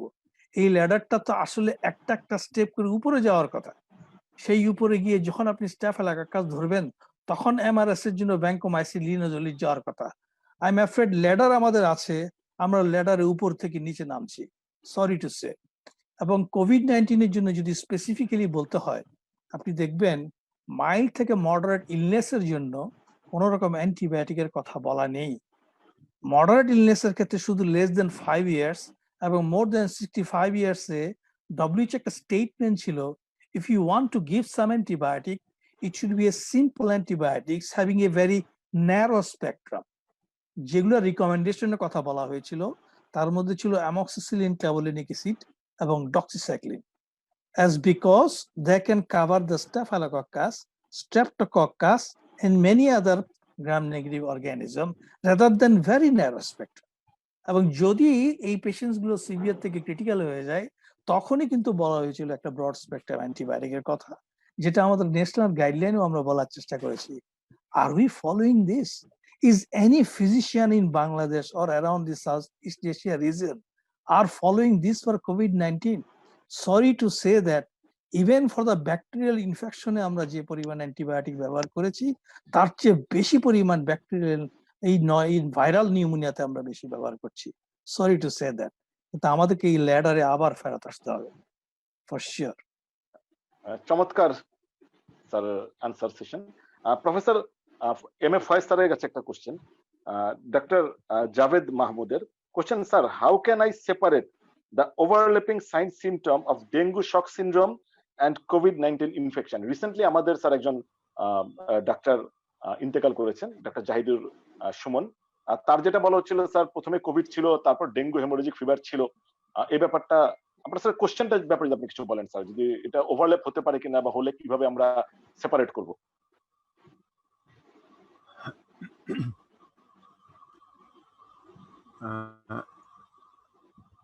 আমি কি আর বলবো নাকি এটাই বলা শেষ? আরো বলবেন স্যার, আরো বলবেন স্যার। আপনার 9টার সময় প্রোগ্রাম আছে তো, আর সময় আছে মাত্র 10 আমরা 9:30 পর্যন্ত, আমরা 9:30 শেষ করব স্যার, কারণ এত ভালো ভালো কোশ্চেন স্যার একটু না শুনলে তো স্যার হবে না। এখানে অনেকগুলো প্রশ্ন আছে, আসলে প্রশ্নের উত্তর দেওয়ার আগে আমার মনে হয় এটা একটু ব্যাকগ্রাউন্ড বলার প্রয়োজন আছে। প্রশ্ন আজকালকার দিনে আপনি যে কোনো একটা প্রশ্ন, যে কোনো একটা প্রবলেম দিয়ে যদি আপনি গুগল সার্চ দেন দেখবেন যে সব প্রশ্নের উত্তর পাওয়া যাবে, কোনো কঠিন কিছু না। কিন্তু আমাদের ফান্ডামেন্টাল কতগুলো বিষয় আমাদের এগ্রিমেন্টে আসা দরকার। এটা হচ্ছে ডক্টর আরিফুল বাশারের যে বক্তব্য, এটা আগে প্রথমে বলবো, তারপরে আমি ওই প্রশ্নের উত্তর দেওয়ার চেষ্টা করব।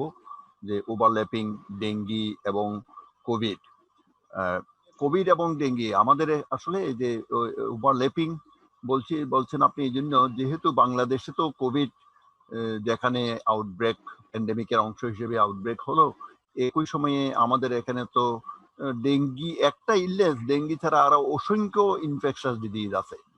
যেহেতু আমাদের কাছে কন্টেম্পোরারি পিরিয়ডে ডেঙ্গির নামটা খুব প্রচলিত, যেহেতু ঢাকা শহরের রোগ, ওই জন্য আসলে কো ইনফেকশন, কোভিডের সাথে আর কি কি কো ইনফেকশন হতে পারে এটা সম্বন্ধে আমাদের সবারই মাথার মধ্যে থাকা দরকার। কারণ আমরা এখন প্রতিদিন এই যে মনে করেন আজকেও গোটা 20 রোগী যে মারা যাচ্ছে, এটা নিয়ে আমরা প্রতিদিনই দেখছি, কিন্তু আমরা একেবারে টোটালি ভুলে গেছি প্রতিদিন বাংলাদেশে 130-32 জন টিউবারকুলোসিস রোগী মারা যায় প্রতিদিন। কিন্তু আমাদের এখনো বাংলাদেশে 45 to 50,000 পেশেন্ট টিবি প্রতি বছর মারা যাচ্ছে, এবং গড়পড়তা 130 থেকে 32-35 জন রোগী প্রতিদিন মারা যাচ্ছে টিবিতে। তাহলে কটা রোগী কোভিডের সাথে টিবি হলো, কটা রোগীর ডেঙ্গির সাথে টিবি হলো, কটা ম্যালেরিয়ার সাথে হলো, কটা এইচআইভির সাথে হলো, কটা নিপার সাথে হলো, জেআইর সাথে হলো? আসলে এইগুলো কে বলবে? এগুলো বলার দায়িত্ব কার? এটা আসলে কারো দায়িত্ব নাই, কারণ ডেথ ক্যানট টক।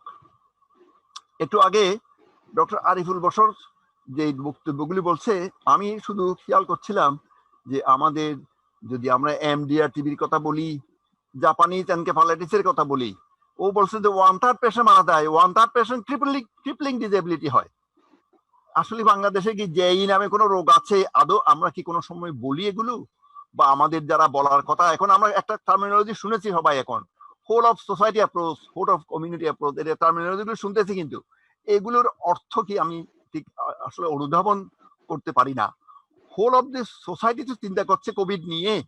আমার মনে হয় কোভিডকে আমি অত্যন্ত মানে কোর অফ দ্য হার্ট থেকে কনগ্রেচুলেট করি, আরিফুল বশরকে তারপরে কনগ্রেচুলেট করি। কোর অফ দ্য হার্টকে কেন কনগ্রেচুলেট করছি কোভিডকে? কোভিড আমাদের সবাইকে ঘুম ভাঙিয়ে দিয়েছে। আমরা যে ঘুম থেকে অল্প অল্প করে জাগতেছি তার জন্য, আপনাদেরকে জাগানোর জন্যই আরিফের যে বক্তব্য, এই বক্তব্য কিন্তু সাংঘাতিক ভাবে ওয়েক আপ কল। এখানে কোনো সাইন্টিফিক একটা বক্তব্য নেই, সাইন্টিফিক বক্তব্য নাই বলছে, এত সুন্দর ভাবে বলছে, তারপরে সাইন্টিফিক বক্তব্য নাই কেন বলছি? নাই বলছি এই জন্য, এইগুলি দেখভাল কে করবে? আমি একটা কোট করছি, এটা সরকারের ডকুমেন্ট 484 পেজ নাম্বার 484, এটা 4th হেলথ সেক্টর প্রোগ্রামের 2017 সালে প্রণীত, 2017-22। ওখানে বলছে আমাদের যে স্পেশালাইজড ইনস্টিটিউট গুলো আছে, 17টা স্পেশালাইজড ইনস্টিটিউট, ওখান থেকে ওরা বলছে স্পেশালাইজড সার্ভিস মানে কি, ওরা আসলে স্পেশালাইজড সার্ভিস দেবে, এগুলি ন্যাশনাল রিসোর্স সেন্টার হিসেবে কাজ করবে, providing technical support and guidance in the field of their respective subject. এটার কিন্তু এখন পর্যন্ত আজ পর্যন্ত কোনো টিউআর হয়নি। ন্যাশনাল ইনস্টিটিউট মানে কি, ন্যাশনাল ইনস্টিটিউটের অর্থ কি? ওদের দায়িত্ব কিন্তু ন্যাশনাল, ওই জন্যই না কিন্তু ন্যাশনাল ইনস্টিটিউট, ন্যাশনাল দায়িত্ব, শুধুমাত্র কতগুলি স্পেশালাইজড সার্ভিস দেবে জন্য না। এটা কিন্তু বিশ্ববিদ্যালয়গুলির দায়িত্ব কিন্তু ওইরকম, যেগুলো আমরা রেফারেল হাসপাতাল বলি। কিন্তু দুর্ভাগ্য কি, আমাদের দুর্ভাগ্য হচ্ছে ডেথ ক্যানট টক, কারণ ইনফেকশাস ডিজিজে তো মানুষ মারা যায় না। যদি মানুষ মারা যেত তাহলে যে বিশ্ববিদ্যালয়গুলো আমাদের আছে, ওই বিশ্ববিদ্যালয়গুলিতে যে জ্ঞান চর্চার মধ্যে ইনফেকশাস ডিজিজের জ্ঞান চর্চা হতো, কিন্তু আমাদের জ্ঞান চর্চার মধ্যে ইনফেকশাস ডিজিজের জ্ঞান চর্চা নেই। ডাক্তার আরিফুল হচ্ছে একটা আউটলায়ার, আউটলায়ার মানে নর্মাল না, নর্মালের বাইরে, কিন্তু ওকে কিন্তু নর্মাল ডিস্ট্রিবিউশনের কোনো জায়গায় পাবেন না। এরকম একদম দুজন নর্মাল আউটলায়ার দিয়ে কিন্তু আপনার হবে না। আমরা কিন্তু সবাই তো ইনফেকশাস ডিজিজ স্পেশালিস্ট, কিন্তু আমরা আসলে কি কোনোদিন আমরা চিন্তা করি যে আমাদের এই যে জাপানি, যদি আমরা চিন্তা করতাম তাহলে 201 সাল থেকে 2020 সাল পর্যন্ত প্রতি বছর আমাদের 60-70% নিপা ইনফেকশন রোগী মারা যাচ্ছে। আমাদের সেই ইনফেকশন প্রিভেনশন কন্ট্রোলের কথা চিন্তা আসে নাই। আমাদের ইনফেকশাস ডিজিজ গুলো, এই যে নিপা ইনফেকশন গুলো যে আইসিইউ ক্রিটিক্যাল কেয়ার লাগবে, এটা চিন্তা আসে নাই। যদি আসতো তাহলে এটা তো কোভিড-19 এর চেয়ে অনেক বেশি ডেঞ্জারাস অর্গানিজম। ইন্ডিয়ান একটা স্টেটে ওই স্কুল হেড মিস্ট্রেস, মাননীয় মন্ত্রী, উনি তো দেখিয়ে দিয়েছেন যে যদি নিপাকে যদি ওই স্টেট কন্ট্রোল করতে পারছে বলেই ওরা কিন্তু কোভিড-19 কে, যদি ডেথ ক্যানট টক, যদি ডেথ কথা বলতে পারতো তাহলে তো আমাদের ওই নিপাই আমাদেরকে ওয়েক আপ করে ফেলতো 2001 সাল থেকে। তাহলে আজকে কোভিড-19 নিয়ে আমরা আসলে এটা একটা ফ্ল্যাট কার্ভের মধ্যে চলতাম না।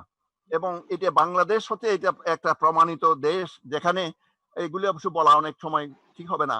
এই যে যেখানে বলছিলাম, এটা বলে যে বাংলাদেশের কোনো ইনফেকশাস ডিজিজের তো কোনো ন্যাশনাল ইনস্টিটিউট নেই।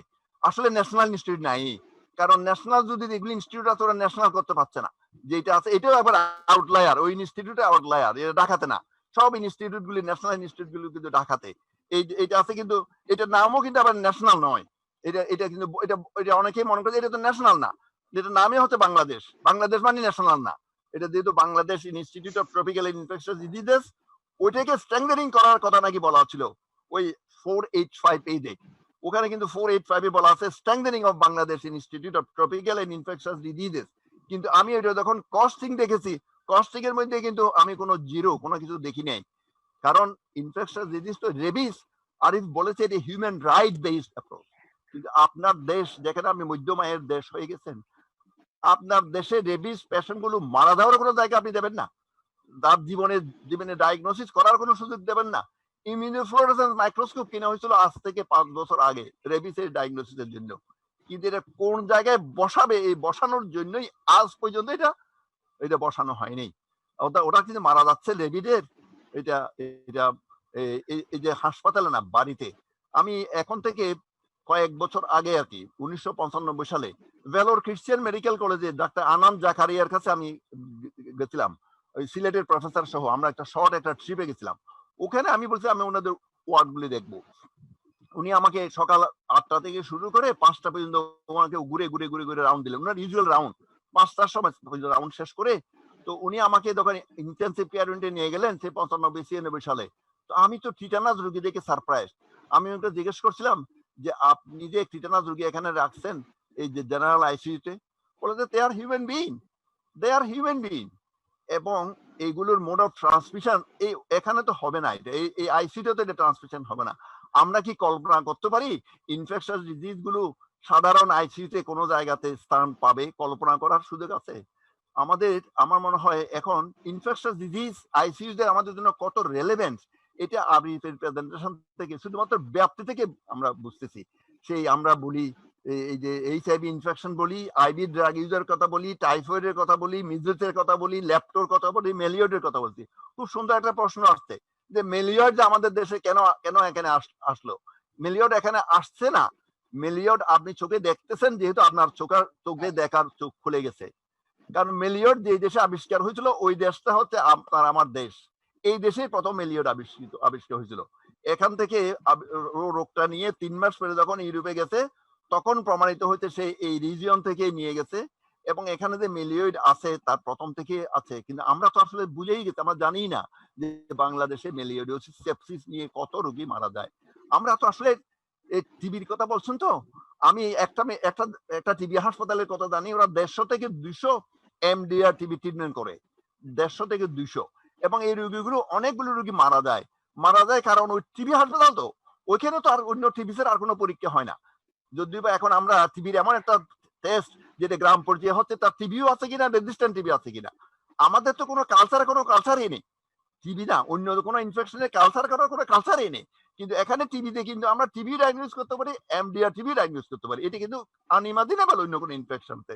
ওখানে রোগীগুলি মারা যাচ্ছে কারণ তার তো ইলেকট্রোলাইট ইমব্যালেন্স হয়, তার তো ইসিজি করতে হয়, তার তো একেআই হয়, তার তো লিভার ফেলিউর হয়। যখন ড্রাগ পায় তখন ও মেডিকেল কলেজে যে আমাদের টারশিয়ারি কেয়ার হাসপাতালে গেছে, ও বলছে এটা এমডিআর টিবি, আমি ওকে তো এখন ডায়ালাইসিস কেমনে করবো, ওকে আমি করোনারি ইউনিটে কেমনে রাখবো? ও আসলে মারাটা যাওয়াটাই তার রাইট, একমাত্র রাইট হচ্ছে I have the right to die, তাও কোথাও কোনো উইদাউট এনি ক্রিটিক্যাল কেয়ার। ওই জন্য আমার মনে হয় যদি আমরা সবাই যদি না বলি তাহলে এই যে ইনফেকশাস ডিজিজ গুলো ওদের যে যথাযথ গুরুত্ব সহকারে, এরা যে হিউম্যান বিং, তাদেরও যে অন্যান্য আনুষঙ্গিক পরীক্ষা নিরীক্ষা দরকার, তাদেরকেও আইসিইউ দরকার, তাদের এগুলো আসলে করাটা খুবই, আমি আসলে ওই সায়েন্স থেকে চলে আসছি। ওই যে বলতাম যে ডেঙ্গি এবং কোভিড, ডেঙ্গি কোভিড তো হতেই পারে, কারণ এত ডেঙ্গি আছে এত কোভিড আছে, তো এর মধ্যে ডেঙ্গি কোভিড একটা এটা আউটলায়ার একটা ডায়াগনোসিস হয়েছে। এরকম কত এই যে আপনি যেগুলো কোভিড ডেথ বলছেন, এগুলি কি আসলে কোভিড ডেথ নাকি কোভিড এর সাথে অন্য কোনো মরবিডিটি আছে? আপনার এক্সেস ডেথ কতটুকু, অন্য ডিজিজে কি হয়েছে? কারণ আমরা তো অন্য কোনো রোগের, এখন বাংলাদেশে তো অন্য কোনো রোগ আছে আমরা জানি না, অন্য কোনো রোগগুলো আদৌ কোনো সেবা পাচ্ছে কি? 2 মাস ধরে অনেকগুলো মেডিকেল কলেজ প্রতিষ্ঠানে কোনো ভর্তি হয় না। ওই মানুষগুলি কোথায় গেছে? ওই মানুষগুলো কোথায়? যে আমি জানি কয়েকটা মেডিকেল কলেজে 2 মাস ধরে কোনো মে জুনে কোনো রোগী ভর্তি হয় না। ইনফেকশাস ডিজিজ তো দূরের কথা, জ্বরের কোনো রোগী ভর্তি হয় না ওখানে। অথচ 4টে রোগী ভর্তি হয়েছে, 3টে রোগী মারা গেছে। এই যে ম্যালেরিয়ার কথা বলছে, 4টে রোগী ভর্তি হয়েছে, 3টে মারা গেছে। কিন্তু ওই 2 মাসে না, 2 মাসের সব জিরো ডেথ। ওই জন্য আমি মনে করি নিপা এই যে COVID-19 is a great opportunity for the health care professionals, যারা সেন্সিবল, যারা হিউম্যানিটেরিয়ান অ্যাঙ্গেলে চিন্তা ভাবনা করে। আমার মনে হয় এই যে কোভিড-19 আমাদের দেখিয়ে দিয়েছে যে আমাদের অন্যান্য ইনফেকশাস ডিজিজ গুলো আসলে ওদেরও কি স্পেশালাইজড সার্ভিস দরকার আছে কিনা, for diagnosis, for management, for critical care, for prevention, এবং empowering the community by providing adequate knowledge. এটা সব ক্ষেত্রে। তার মধ্যেই আমাদের 2000 সাল থেকে আমরা ঘুমিয়ে আছি। নিপা আমাদেরকে অনেকবার ওয়েক আপ কল করছে, কিন্তু আমরা সেটা রাখতে পারি নাই। আমরা ড্রাউজি, আমাদের এত বেশি ড্রাউজি, আমাদের ওই ড্রাউজি কাটেনি। কিন্তু মাহমুদুর রহমান সাহেব আইডিসি ডিরেক্টর প্রতি বছর কিন্তু ওয়েবসাইটে সুন্দর করে দেখিয়ে দিয়েছেন। উনি প্রতি বছরই দেখিয়ে দিয়েছেন এই যে ইনফ্লুয়েঞ্জার কথা। উনি সেই আইসিইউ ইনফেকশাস ডিজিজের জন্য 2007 সালেই উনি বানানোর চেষ্টা করছিলেন, 2007-8 ডিস্ট্রিক্ট হাসপাতালে ক্রিটিক্যাল কেয়ার। এখন সৌভাগ্যবশত এই কোভিড-19 আবার প্রতি ডিস্ট্রিক্ট হাসপাতালে 5 বেডের আইসিইউ হবে। আমার মনে হয় এটা কোভিড রিলেটেড, যেহেতু আমাদের একটা কালেকটিভ ভয়েস হওয়া দরকার, যেহেতু কোভিড এর জন্য এটি আইসিইউটা হচ্ছে। This ICU should be dedicated for infectious diseases. এবং প্রতি হাসপাতালে আপনারা যদি নিরাপদ থাকতে চান, অন্য রোগীদেরকে নিরাপদ রাখতে চান, ইনফেকশাস ডিজিজের জন্য সেপারেট আলাদা ওয়ার্ডের ব্যবস্থা করতে বলেন, সেপারেট স্পেশালিটির কথা বলতে বলেন, সেপারেট স্পেশালাইজড চিন্তা ভাবনা করার জন্য লোক শিখতে বলেন। Arif is outlier, we need thousands and thousands of Arif, we need thousands and thousands of Arif. এবং এটা আলটিমেটলি এক সময় আরিফ অন্যদের মতো আরিফি বেনিশ হয়ে যাবে যদি আমরা রিপ্রোডাকশন না করি, প্রফেশনাল রিপ্রোডাকশন যদি না করি। এবং প্রফেশনাল রিপ্রোডাকশন যদি না করি তাহলে আমরা professionally morally will be responsible. কিন্তু যারা বুঝার কথা, যাদের পলিসি মেকিং, যাদের ভূমিকা রাখার কথা, উনাদের কান পর্যন্ত এটা পৌঁছাইতে হবে। প্রয়োজন হলে দেশের সর্বোচ্চ পর্যায়ে যারা আছেন, যারা সর্বোচ্চ এরকম নীতি নির্ধারক, তাদের পর্যন্ত এটা সম্পৃক্ত করতে হবে যে বাংলাদেশে আমাদের, আমি তো জানি বাংলাদেশে আমাদের যে সার্ক একটা হেড অফ দি স্টেটের যে একটা সম্মেলন, একটা মিটিং হলো মার্চ মাসে, আমি এটা রেশ ধরে বলছি, ওখানে কিন্তু আমরা এই যে সার্ক কান্ট্রির জন্য এই ধরনের আমাদের মাননীয় প্রাইম মিনিস্টার ওখানে কিন্তু বলেছেন যে আমাদের বাংলাদেশে আমরা একটা সার্ক ইনস্টিটিউট চাই, যে ইনস্টিটিউট গুলো জনগুরুত্বপূর্ণ যেসব বিষয় আছে ইনফেকশাস ডিজিজের, ওগুলো নিয়ে গবেষণা করবে, ওগুলো নিয়ে দিক নির্দেশনা দেবে, শুধু বাংলাদেশে না, বাংলাদেশ ছাড়াও সার্কের অন্যান্য কান্ট্রিতে। তো আমার মনে হয় আমি আপনার প্রশ্নটা একটু দীর্ঘ উত্তর দিলাম, তার জন্য আমি দুঃখিত। যদি আবার সুযোগ হয় আমি আবারও বলবো। আপনাকে অসংখ্য ধন্যবাদ। ধন্যবাদ। Thank you sir, thank you sir. আমি রোবেদ আমিন স্যারের কাছে একটা $1 মিলিয়ন কোশ্চেন। রোবেদ আমিন স্যারের মতো আমিও আসলে কোভিড সাফার করেছি, আমি একদম প্রথম যুগের কোভিড সাফারার। স্যার এটা এখন মানে আসলে জাতীয় কোশ্চেন স্যার। আসসালামু আলাইকুম স্যার, এটা একটা Masud Rana question. Sir, in this Covid pandemic, as there is reinfection occur by coronavirus, as there is also frequent mutation of corona, so how is it possible to get a effective vaccine against corona? এটা হচ্ছে first question. আর second question হচ্ছে sir, second time বা third time যারা corona effective হবে তাদের মাঝে কি sir এটা ইমিউনিটি গ্রো করে থাকবে, বা কতদিন থাকবে, বা পরবর্তী এফেক্টে কি ওই ইমিউনিটি তাকে হেল্প করবে কিনা, নাকি ওইটা আরো ওর্স হতে পারে sir? Thank you very much. আমি বলবো যে দেখেন, প্রথমত রিইনফেকশন যেগুলো, এগুলো তো আমাদের বাংলাদেশে প্রমাণ করা তো একটু ডিফিকাল্ট, কারণ আপনি যদি রিইনফেকশন প্রমাণ করতে চান, প্রথম ইনফেকশনের জেনেটিক যে আপনার ডেভেলপমেন্ট এবং সেকেন্ড ইনফেকশনের যে জেনেটিক প্রপেন্সিটি, এটাকে তো আলাদাভাবে দেখতে হবে। তা নাহলে তো আপনি সাইন্টিফিক্যালি রিইনফেকশন বলতে পারেন না। এখন যেটা বলা হচ্ছে যে একটা দীর্ঘ সময় আমরা কেউ এফেক্টেড ছিলাম, মাঝখানে একটা লম্বা গ্যাপ হয়ে গেছে, এখন আমরা আবার পজিটিভ আসছি এবং আমাদের আরটিপিসিআর পজিটিভ থাকার কারণে আমরা এটাকে রিইনফেকশন বলছি। এটা হতে পারে, কিন্তু সাইন্টিফিক্যালি কেউ কেউ এটাকে রিঅ্যাক্টিভেশনও বলতে পারে, যে ভাইরাসটা হয়তো খুব লো মার্জিনে ছিল, সে আবার পুনরায় হয়তো রিঅ্যাক্টিভেট করতে পারে। এই জন্য গ্লোবালি দেখবেন রিইনফেকশনের রেট কিন্তু অনেক বেশি না। অলরেডি সাইন্টিফিক্যালি 4 থেকে 5টা পেপার চলে আসছে রিইনফেকশনের ব্যাপারে, যেটা জেনেটিক্যালি শোয়িং আপ করা হয়েছে যে বেসিক্যালি ডিফারেন্স ছিল প্রথম প্রেজেন্টেশনের পর সেকেন্ড প্রেজেন্টেশন। এবং প্রথমে চিন্তা করা হচ্ছিল যে সেকেন্ড রিইনফেকশন যেটা, সেটা সাধারণত মাইল্ডার ভ্যারাইটি হবে, কিন্তু ভেরি রিসেন্টলি একটা সেকেন্ডারি ইনফেকশনে ডেথের খবর এসেছে। সুতরাং আমরা এখনো পর্যন্ত এই ভাইরাসের যে আপনার মিউটেশন এবং মিউটেশন পরবর্তী ভিরুলেন্স ফ্যাক্টরস গুলো সবগুলো সম্পূর্ণভাবে আমরা জানতে পারিনি। সেই জন্য আমি বলবো যে আমরা যেন খুব সহজে একটা জেনারেল স্টেটমেন্টস না দিয়ে দিই যে রিইনফেকশন মানে মাইল্ড ডিজিজ। আমরা বলতে পারবো যে রিইনফেকশনের সম্ভাবনা আছে, এখন পর্যন্ত পার্সেন্টেজ অফ রিইনফেকশন কম, কিন্তু রিইনফেকশন হয়ে গেলে এটা মাইল্ড যেমন হতে পারে, সিভিয়ারও তেমন হতে পারে। এবং ডেফিনেটলি যদি কোনো ভাইরাস বারে বারে মিউটেট হইতে থাকে, তাহলে কিন্তু আমাদের ইমিউনিটি নিয়েও একটা বিগ কোশ্চেনে চলে আসবে, এবং এটার সঙ্গে সংলগ্ন ভ্যাকসিন। আমরা তো নিজেরা কেউ ভ্যাকসিনোলজিস্ট নই, কিন্তু আমাদেরকে খেয়াল করতে হবে ভ্যাকসিন উদ্দেশ্য কিন্তু এটা না যে আপনাকে প্রায় 100% প্রিভেনশন অফ কোনো একটা ডিজিজ দিলেই হবে। এমনও হতে পারে কোনো একটা ভ্যাকসিন আপনি আইডেন্টিফাই করলেন যেখানে 50 থেকে 60% প্রোটেকশন একটা কান্ট্রি অথবা একটা গ্লোবাল পার্সপেক্টিভের জন্য এনাফ হতে পারে। এমনকি এটাও এনাফ হতে পারে যে যদি কোনো একটা ডিজিজ প্রসেসের সিভিয়ারিটি কমে যায় অথবা সিভিয়ারিটি না থেকে থাকতে পারে, তখনও কিন্তু আপনি ভ্যাকসিনকে সাকসেসফুল বলতে পারেন। সেই জন্য ভ্যাকসিনের বিভিন্ন পার্সপেক্টিভ আছে, আমি সেখানে যাব না। আমি শুধু বলবো যে এই ভাইরাসটা রিইমার্জিং একটা ইনফেকশন হিসেবে আমাদের কাছে এসেছে। আমাদের বাংলাদেশের যেসব ডকুমেন্টস গুলো আছে গভর্নমেন্টের, সেই ইমার্জিং ইনফেকশনের ভিতর কি ওরা কোভিড-19 কে অন্তর্ভুক্ত করেছে? যদি না করে থাকে, এটা একটা বিশাল বিশাল মিস্টেক হবে। এই ইমার্জিং ডিজিজটা যদি আমরা এখনো বুঝতে না পারি যে আমাদের কোথায় নথি করতে হবে, কোথায় এটাকে গুরুত্ব দিতে হবে, তাহলে বিশাল সমস্যা। এবং প্রিন্সিপাল অফ এনি নিউ প্যান্ডেমিকের রুলসটা হচ্ছে ইউ ট্রাই টু ইলিমিনেট ইট। আমাদের সকলের গ্লোবালি চেষ্টা করতে হবে এটাকে ইলিমিনেট করতে হবে, আদারওয়াইজ আমরা হয়তো আরেকটা ইনফ্লুয়েঞ্জা সারা পৃথিবীর জন্য তৈরি করে ফেললাম, যেটা প্রতি বছর বছর বছর বছর আমাদেরকে ডিস্টার্ব দিয়ে যাবে। আমাদের ইনফ্লুয়েঞ্জার যে টাইমিং পিরিয়ড, সেই টাইমিং পিরিয়ডটা কিন্তু গ্লোবালের অন্য জায়গা থেকে নাকি ভিন্ন। যেখানে পৃথিবীর অন্য জায়গায় ইনফ্লুয়েঞ্জা শেষ হয়ে যায়, সেখানে আমরা বলি আমাদের এপ্রিলের পর থেকে শুরু হয়ে অগস্ট পর্যন্ত। কিন্তু আমি যেটা বলতে চাচ্ছি, আমাদের যেসব জায়গায় হসপিটালে ইনফ্লুয়েঞ্জা সার্ভেলেন্স হয়, এই ইনফ্লুয়েঞ্জা সার্ভেলেন্স গুলা কি অ্যাডাল্ট এবং পিডিয়াট্রিক্স দুটোতেই করে? দুটোতেই কিন্তু করে না। ন্যাশনাল সার্ভেলেন্স যে ইনফ্লুয়েঞ্জা সিস্টেম, এটাকে অনেক বেশি ইমপ্রুভ করতে হবে। শুধু শুধু সেটাই নয়, যে কোনো ইমার্জিং ভাইরাল ইনফেকশনকেও একটা ভালো সার্ভেলেন্সের আওতাধীনে আনতে হবে।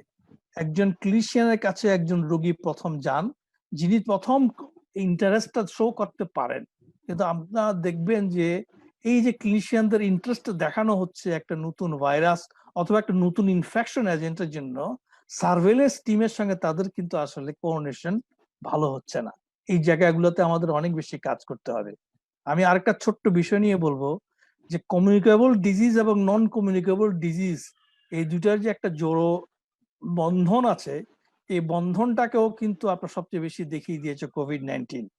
আরিফুল বাশা তার স্টেটমেন্টের ভিতরে কতগুলো জিনিস দেখিয়েছেন। ডেথ ডিউ টু কোভিড এত %, death due to PE pulmonary embolism.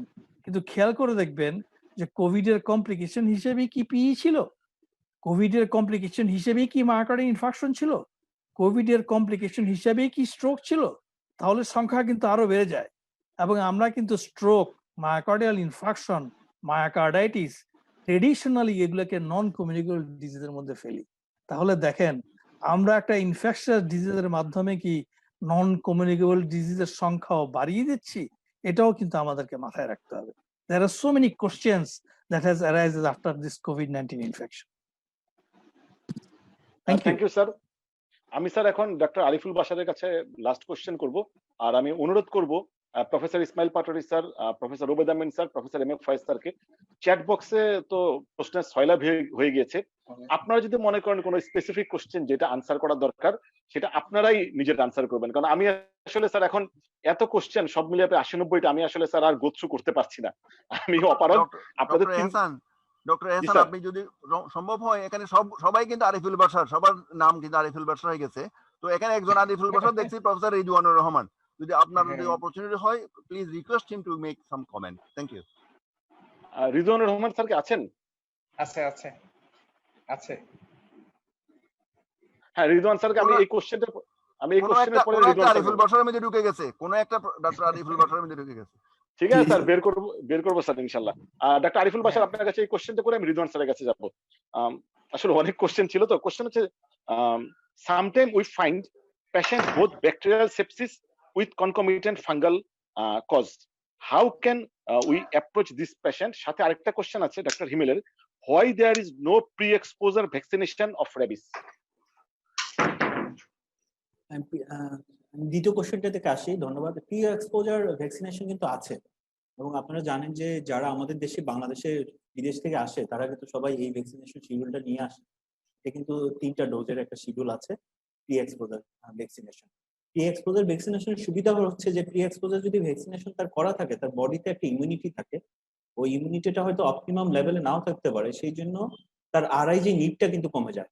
পরে যদি তার কোনো বাইটের হিস্ট্রি হয়, তখন তার আর আরআইজি প্রয়োজন হয় না। তখন আবার যদি তাকে একটা আইডিআরবি দেওয়া হয়, তাহলে ওটা আগের যে ইমিউনিটি আছে সেটা বুস্ট আপ হয়ে যায়।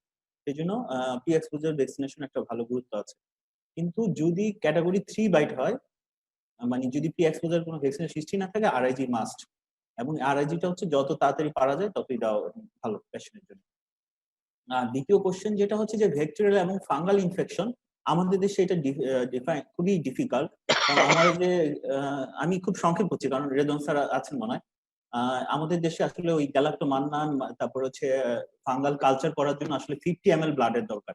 50 ml ব্লাড টেনে আসলে কালচার করা আমাদের দেশে আমার মনে হয় না কেউ করে। অনেকে ক্যান্ডিডা স্পেসিস ডায়াগনোসিস করে, কিন্তু ক্যান্ডিডা কোন ভ্যারাইটি এগুলো বোঝা যায় না। তো এটা আসলে ক্লিনিক্যালি ডায়াগনোস করে যে ফিভার সাবসাইড করতেছে না অ্যান্টিবায়োটিক দিয়ে, তখন হয়তো অ্যান্টিফাঙ্গাল কেউ ইউজ করা শুরু করে দেবে। ঠিক আছে, আমার মনে হয় আমি শেষ করি। স্যারকে একটু সুযোগ দেন। রেদওয়ান স্যার আছে। Professor Ridwanur Rahman sir. কি আমি তো শোনার জন্য ঢুকছি, আমি তো কথা বলার জন্য ঢুকিনি। স্যার আপনি ঢুকলেও তো কিছু কথা বলতেই হবে স্যার। আচ্ছা, সেটা আমার মনে হয় রেদওয়ান একটা কোশ্চেন দিয়ে দাও। যে সাইফুল্লাহ রেজিন যে কোশ্চেনটা করেছে, ওই কোশ্চেনটা রেদওয়ান ভাইকে দিয়ে দাও। অসুবিধা নেই, কোশ্চেন না থাকলেও আমি আচ্ছা, আমি কোশ্চেন হ্যাঁ হ্যাঁ, পাটোয়ারি আমি স্যার কোশ্চেনটা আপনি রিজলভ করেন স্যার। করতেছি শিওর স্যার। যে এখানে ডক্টর মোহাম্মদ সাইফুল্লাহ রেজিনের একটা কোশ্চেন ছিল, এটা রেজওয়ান ভাইকে দিচ্ছি। What is the role of procalcitonin in infectious disease in critical settings?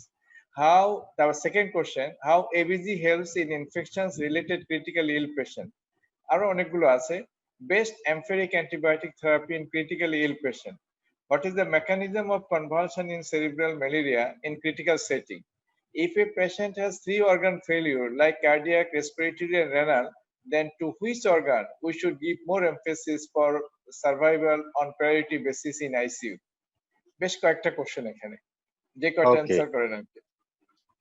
ওকে, আমি জেনারিক্যালি বলি, যেগুলা যেগুলা একদম মানে সুপার স্পেশালিটি কোয়েশ্চেন, ওইসব দিকে না গিয়ে ওগুলা মনে করেন Right. যারা করেছে ওরা লিটারেচার অ্যাক্সেস করে ওইসব জিনিসগুলো সবগুলোই করা সম্ভব। তারপরও যেহেতু আমাকে বলেছেন আমি কিছু অ্যাড্রেস করতে চাই কয়েকটা জিনিস। একটা হচ্ছে আমি বলতে চাই যে যেটা রিইনফেকশন বা রিলাপস অথবা সেকেন্ড এপিসোড অফ কোভিড, যেটা clinically Covid, laboratory manifestations Covid, সবকিছু কোভিড এবং পজিটিভ। তাহলে এই এই জিনিসটা হচ্ছে, এটা যদি এমন হয়, মনে করেন আমরা তো এখন জানতে পারতেছি না এটা কি আরেকটা স্ট্রেন দিয়ে ইনফেকশন হয়েছে নাকি হয়নি, সেই ক্যাপাসিটি আমাদের নেই। না থাকলেও যদি এটা ওয়াইড স্প্রেড অনেক বেশি হতে থাকে, তখন আমাদেরকে ধরে নিতে হবে যে একটা different second strain is circulating in this country. কারণ যেটা এই ডিজিজ একবার যদি ওর ইনফেকশন হয়, it is likely to give an indefinite period of immunity which is determined by cellular immunity which cannot be measured. তাহলে measuring antibiotic for immunity against the infection, এটা is not enough. এই জন্য antibiotic কমে যাচ্ছে, বেড়ে যাচ্ছে, 6 মাসের মধ্যে 50%-এর বেশি ডিসঅ্যাপিয়ার করে যাচ্ছে, আনডিটেক্টেবল হয়ে যাচ্ছে, এটা মানে ওদের ইমিউনিটি চলে যাচ্ছে না। এই জন্য সেম স্ট্রেনে দ্বিতীয়বার হবে না, এটাই হচ্ছে rule, unless we have further exceptional information. তাহলে সেকেন্ডারি যদি হয়ে থাকে, এটা হচ্ছে একটা ভ্যারিড স্ট্রেন, ডিফারেন্ট স্ট্রেন। তাহলে এরকম এক্সাম্পল আমাদের ডেঙ্গিতে আছে, ড্যান 1, ড্যান 2, ড্যান 3, ড্যান 4, এটা একবার হলে আরেকবার হতে পারে। তাহলে এরকম এটার ইমপ্লিকেশন কিন্তু অনেক বেশি। এই জন্য সায়েন্টিস্টরা এটা চট করে বলতে চাচ্ছে না যে এটা রিইনফেকশন হয়। এটা বলতে না চাওয়ার প্রধান কারণ হচ্ছে, যদি অনেকগুলো মাল্টিপল স্ট্রেন এটা ডেঙ্গির মতো হয়ে যায়, তাহলে সেকেন্ড ইনফেকশন গুলো ডেঙ্গির মতো অ্যান্টিবডি ডিপেন্ডেন্ট এনহ্যান্সমেন্ট হয়ে এটা মোর সিভিয়ার ডিজিজ করা থিওরিটিক্যালি। তাহলে ইন জেনারেল আমরা যেটা দেখতে পাচ্ছি, যেটাকে ওরা বলছে রিইনফেকশন বলে অথরিটিসরা কনফার্ম করেছে, this is with a second different strain. তাহলে সেকেন্ড স্ট্রেন এটা যদি এমন হয় যে দেশব্যাপী আমরা সব চিকিৎসকরা শুধু অনেকগুলা সেকেন্ডারি ফিচার পেতে থাকি, তখন আমাকে ধরে নিতে হবে in the absence of confirmation that we have more than one strain is circulating. তাহলে এটার ইমপ্লিকেশন হচ্ছে যেটা বললো প্রফেসর রুবেদ, যে এটা অ্যান্টিবডি ডিপেন্ডেন্ট এনহ্যান্সমেন্ট হওয়ার কারণে সিমিলার ভাইরাস ডেঙ্গির মতো এটা এনহ্যান্স হওয়ার সম্ভাবনা বেশি আছে রাদার দেন লেস হওয়ার সম্ভাবনা। 2 নম্বর ইমপ্লিকেশন হচ্ছে, মনে করেন ভ্যাকসিন যেটা প্রোডাকশন করতেছে, বাংলাদেশে বলতেছে প্রায় মোর দেন 150 মিউটেশনস হ্যাভ টেকেন প্লেস। তাহলে যেই ভ্যাকসিন গুলা প্রিপেয়ার করা হচ্ছে, ওরা হচ্ছে একটা রিলেটিভলি স্টেবল রিজিয়নকে আইডেন্টিফাই করেছে। কতগুলো রিজিয়ন আছে ভেরি ভেরিয়েবল, ওগুলো ভেরি ভেরিয়েবল হলো, তাহলে যদি স্টেবল রিজিয়নের এগেইনস্ট অ্যান্টিবডি প্রোডাকশন করে, এই যে মাইনর ভেরিয়েশন হচ্ছে এগুলো সবগুলোকে কভার করবে। কিন্তু এটা যদি ড্যান 1, ড্যান 2-র মতো যদি দুইটা স্ট্রেন হয়ে যায়, অথবা যদি ইনফ্লুয়েঞ্জার মতো প্রত্যেক বছর অনেকগুলো মিউটেশন হচ্ছে এরকম হয়ে যায়, তখন ইমপ্লিকেশন এসে যাচ্ছে যে ভ্যাকসিনটা প্রত্যেক বছর বছর দিতে হতে পারে এরকম। তাহলে ওই এভিডেন্স পেতে, ওই জিনিস পেতে আমাদের অনেকদিন সময় লাগবে।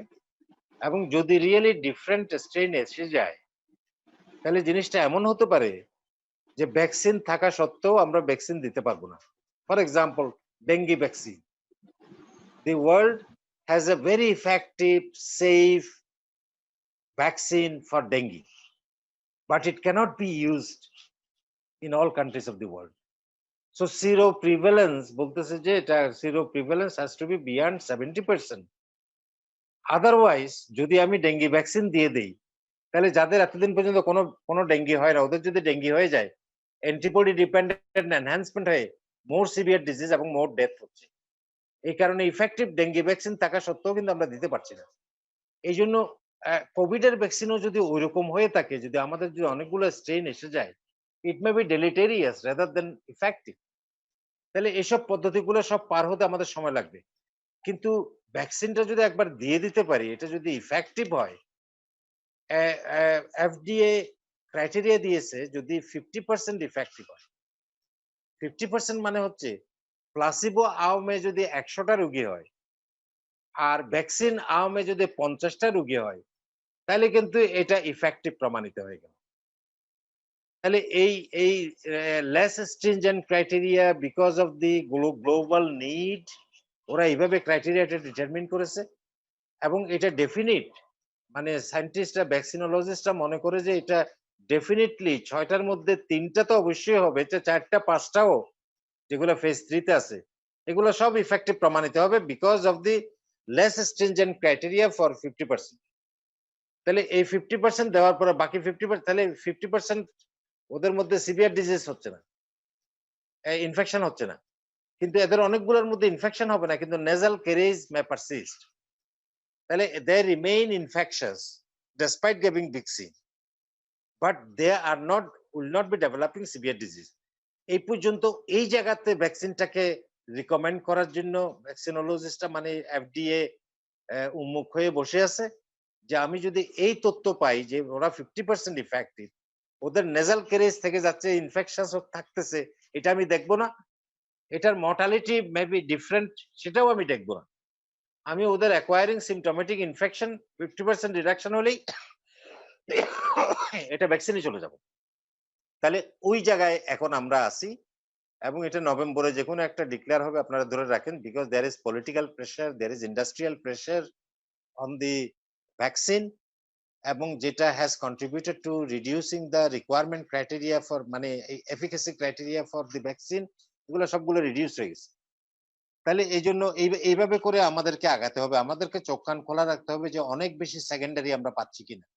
যদি অনেক বেশি একটা সেকেন্ডারি পেয়ে যাই, অনেক বেশি সেকেন্ডারি যদি আমরা পেতে থাকি, তখন আমাদেরকে বলতে হবে যে আমার এখানে, আমার দেশে মাল্টিপল স্ট্রেন ইজ সার্কুলেটিং, এবং this indicates as such for the nature of the strain, determination of the specific genomic sequence of the strain and to compare, তাহলে শুধু আমরা ডিটারমিন করতে পারবো। এর আগে পর্যন্ত যেটা প্রফেসর রুবেদ বলেছে যে দেয়ার হ্যাজ বিন আইডেন্টিফাইড, যেটা বলতেছে 10⁻³ মানে 1 in 1000 cases are harboring the virus for more than 3 months, even up to 6 months, without producing severe disease, without this prolonged carriage of the virus have been confirmed in patients on immunosuppressive therapy, in HIV patients, and in patients with organ transplantation. So it is expected that some normal people may continue to have harbored this virus for very long, and that very long persistent may aberrantly, sometimes there may be immunologic host response which may give rise to severe disease. এই জন্য যেগুলো late same virus দিয়ে হচ্ছে, এগুলো hyper immune response occurring at a late phase with persistent viraemia, এবং যখনই গিয়ে ওটা ভাইরেমিয়ার লোডটা, ভাইরাল লোডটা বেড়ে যাচ্ছে, তখন ওদের সিভিয়ার ডিজিজ হচ্ছে। এই জন্য এইরকম মনে করেন আমাদের ডক্টর গোবিন্দ সরোয়ার্দির, ওরও হয়েছিল, এবং এরকম আরো কয়েকজন আমি ডিল করেছি যাদের হয়েছে। তাহলে এটা এরকম হতে পারে। তাহলে এই জন্য সেকেন্ড টাইম হলেই সাথে সাথে আমরা বলে ফেলবো যে রিইনফেকশন হচ্ছে, এটা নট নেসেসারি। রিইনফেকশন হলে ভ্যাকসিনেশনের জন্য আরেকটা ভেরি ইম্পর্টেন্ট ইমপ্লিকেশন এসে যাচ্ছে যে we need to look for whether we need to vaccinate them yearly for the COVID-19 vaccine, which may be required if there are influenza like multiplication mutation of the virus. আপনারা জানেন যে influenza প্রত্যেক বছর বছর দিতে হয়, because there is numerous mutation of the influenza virus. এরপরে হচ্ছে আমি যে পয়েন্ট, আমি লম্বা হয়ে গেলে আমাকে একটু বললেন যে আমি শেষ করবো। আমি যেহেতু যখন বলেন তখন এক্সপ্লেন করা বলতে হয় তো একটু লম্বা হয়ে যায়। তাহলে যেই জিনিসগুলা হচ্ছে যেটা ও খুব ভালো বলেছে যে ফাঙ্গাল ইনফেকশনটা আমাদেরকে ক্লিনিক্যালি জাজ করতে হবে rather than smear showing fungus or sputum culture showing fungus. Because many of these fungus may be saprophytes, may not be the clinically relevant infection. তাহলে persistent febrile consistent despite adequate coverage of the antibiotics এবং যদি patient any degree of immunodeficiency আমরা suspect করি, some of the patients we need to suspect that they have. এরপরে যেটা বলেছেন যে আমাদের ইনফেকশাস ডিজিজ আইসিইউ দরকার, এটা বলার অপেক্ষা রাখে না। আমরা অত্যন্ত দুর্ভাগ্যবান সাবজেক্টে লেখাপড়া করেছি, যেখানে আমার সাবজেক্টের সিনিয়ররা ওরা মনে করেছে যে আইসিইউ মানে ভেন্টিলেটর আছে, ওখানে অক্সিজেন দিতে হবে, ওখানে এবিজি দেখতে হবে, ওখানে ইলেকট্রোলাইট ম্যানেজ করতে হবে। এগুলো আমরা বুঝি না, এগুলো আমরা করতে পারবো না, এটা অ্যানাস্থেসিয়াকে দিয়ে দাও। তাহলে এদেশের জন্য বিরাট একটা হার্ম করেছে যে ICU has been given to the anesthetist. Those may not have appropriate pathophysiology, which is very essential for diagnosis and management at each step of the management, and day-to-day alteration of the management is based on pathophysiology and its reflections. তাহলে ওই জিনিসটা এটা শুধু infectious ডিজিজের জন্য। Infection sepsis কিভাবে একজন anaesthetist চিকিৎসা করে আমাকে বলে। তাহলে আমার দেশে সেপসিস রোগীগুলোকে মনে করেন যে ওয়েস্টার্ন কান্ট্রিতে after the communicable diseases sepsis is the most common cause for acute medical deaths. তাহলে এই সেপসিস হচ্ছে নিউমারাস। তাহলে এই সেপসিস চিকিৎসা জনগণকে সচেতন করে কিন্তু এটা সেপসিস মর্টালিটি ইমপ্রুভ করা যাবে না। এটা আমাদের চিকিৎসককে অ্যাওয়্যার করেই শুধু এটা করা যাবে, যে early identification of the condition, early identification of a potential infective pathology responsible for the present clinical condition of the patient.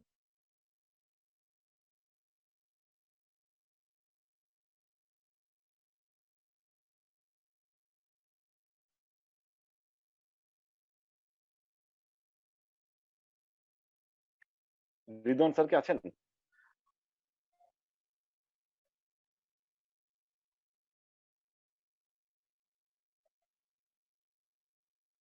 Either mute or disconnected. Professor Ismail Patwari sir, আপনি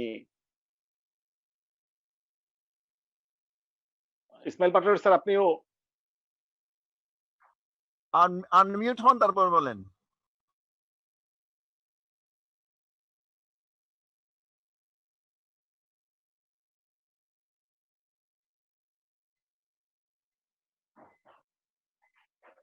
রোবেদ স্যার এই সুযোগে প্রোক্যালসিটোনিন সম্বন্ধে যদি একটু বলে ফেলেন। এই কোশ্চেনটা অনেকের ছিল, অনেকেরই প্রশ্ন ছিল। আমি বলি, দেখেন, প্রোক্যালসিটোনিন নিয়ে আমাদের মধ্যে যেন কোনো কনফিউশন না থাকে। প্রোক্যালসিটোনিন কোনো একটা ড্রাগ ইনিশিয়েশনের প্রথম পার্ট কখনোই হবে না। Procalcitonin is a good marker to say a secondary bacterial infection, কোনো সন্দেহ নাই, but it's an inflammatory marker. এই জন্য কোনো একটা ডিজিজ প্রসেসের যদি এক্সটেন্সিভ ইনফ্ল্যামেশন হয়, লাইক সাইটোকাইন সুনামি বলি, অথবা যদি আমরা বলি সাইটোকাইন স্টর্ম, তখনও কিন্তু প্রোক্যালসিটোনিন বেশি থাকতে পারে। এই জন্য দেখবেন যে কোভিড-19 যাদের অনেক সাইটোকাইন স্টর্ম ছিল তাদেরও কিন্তু প্রোক্যালসিটোনিন ভ্যালু বেশি থাকতে পারে।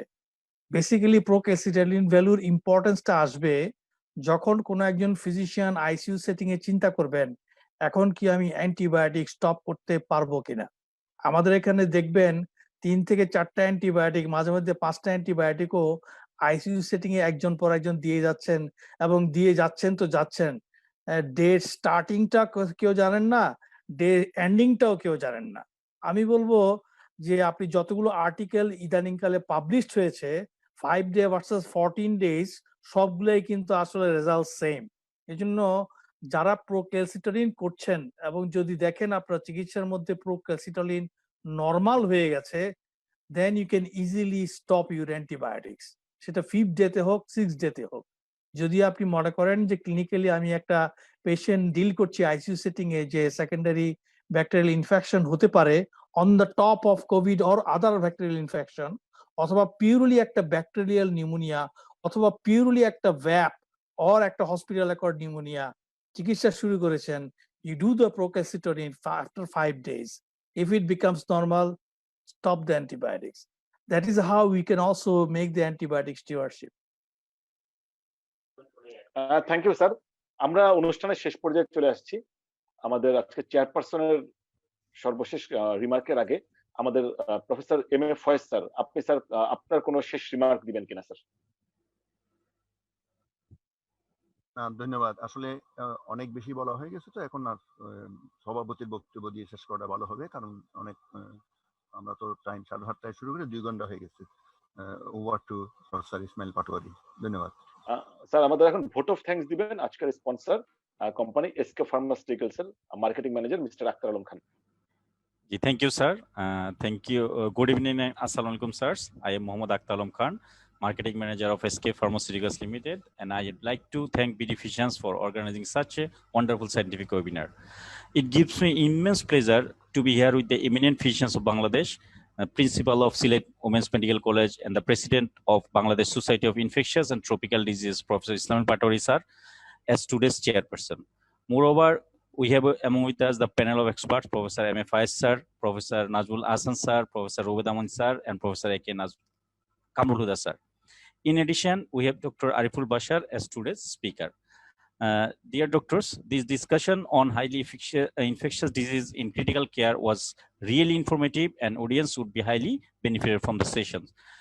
Doctor, you'd be happy to know that SKF has been consistently with the doctors from the onset of this COVID pandemic situation, starting from distributing the protective gears of like PPE, N95 masks, and goggles and gloves for the doctors, and launching of different COVID medications in that period. You'd be delighted to know that SK Pharmaceuticals has launched world first generic of remdesivir, Remibir, and we are very much delighted as the first timer brand of remdesivir. Being one of the leading pharmaceutical companies in the country, SKF is currently exporting medicines to many countries across the 4 continents, including some highly regulated markets of Australia and Europe. The knowledge partner of today's session is Esomeprazole preparation of SKF, that is Isural MAPS, which is manufactured with the collaboration with Evonik Germany and offering superior quality of Esomeprazole. On behalf of SK Pharmaceuticals, I want to thank BD Physicians for giving us the opportunity to be the part of today's session. We hope that SKF will get the opportunity to be part of your next scientific sessions. And thank you all the participants. Thank you, doctor, and good evening.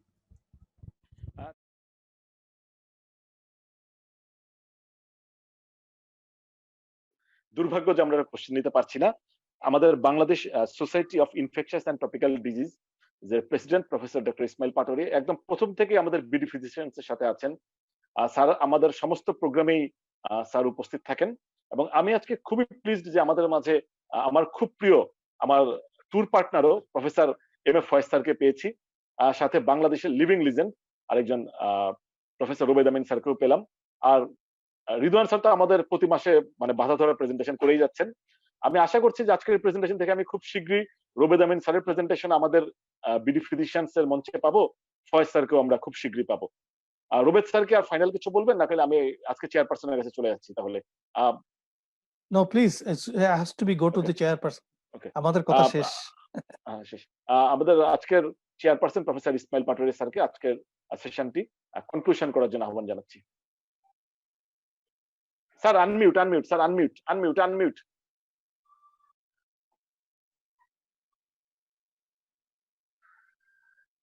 Sir unmute করতে হবে sir, Patwary sir unmute করতে হবে, unmute.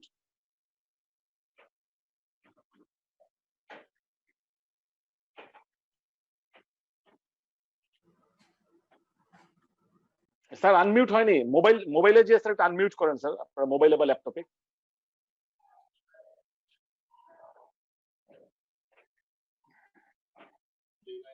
ওটাতে হাত দিলে, স্ক্রিনে হাত দিলে নিচে আসবে mute, unmute.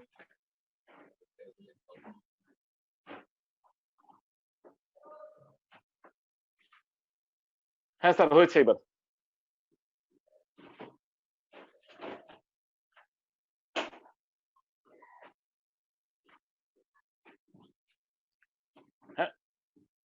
Ismail Patwari sir please.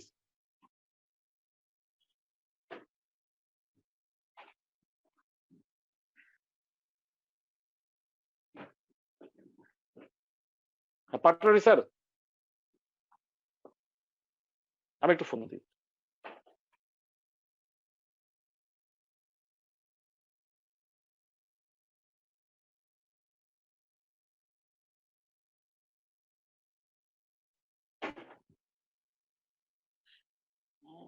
Patwari sir, আপনি আরেকবার খুলে আরেকবার এ করেন, আপনি মাইক্রো এর কানেকশনটা খুলে আরেকবার একটু এ করেন।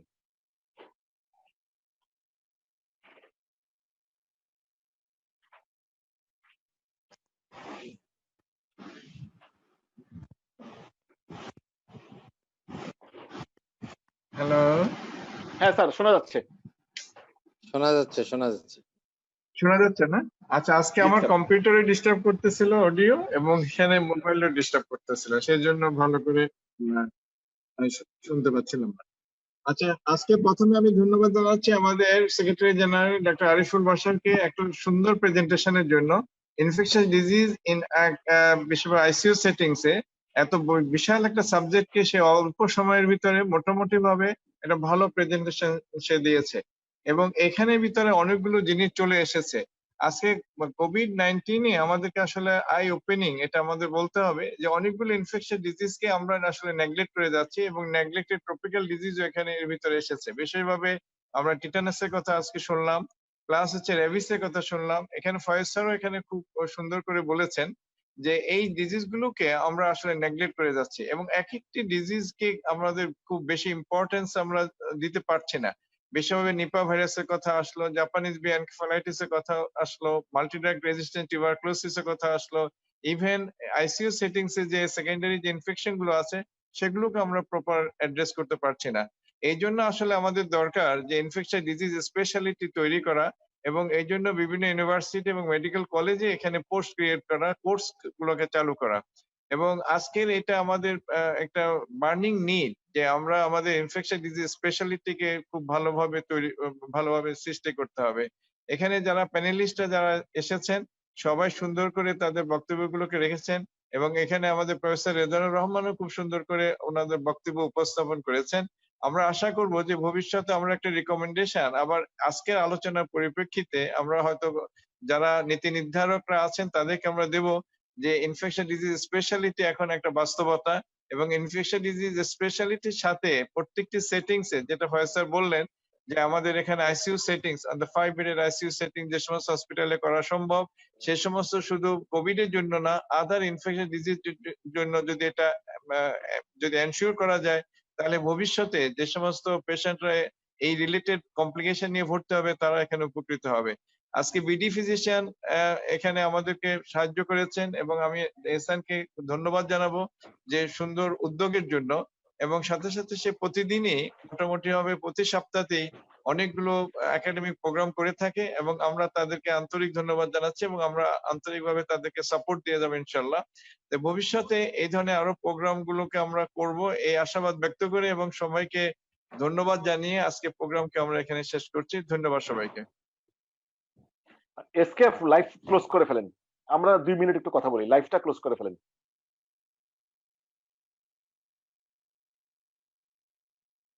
SKF live close.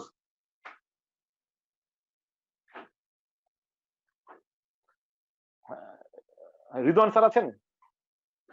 Ridwan sir আছি স্যার 3 তারিখ তো আপনার প্রেজেন্টেশন, খেলা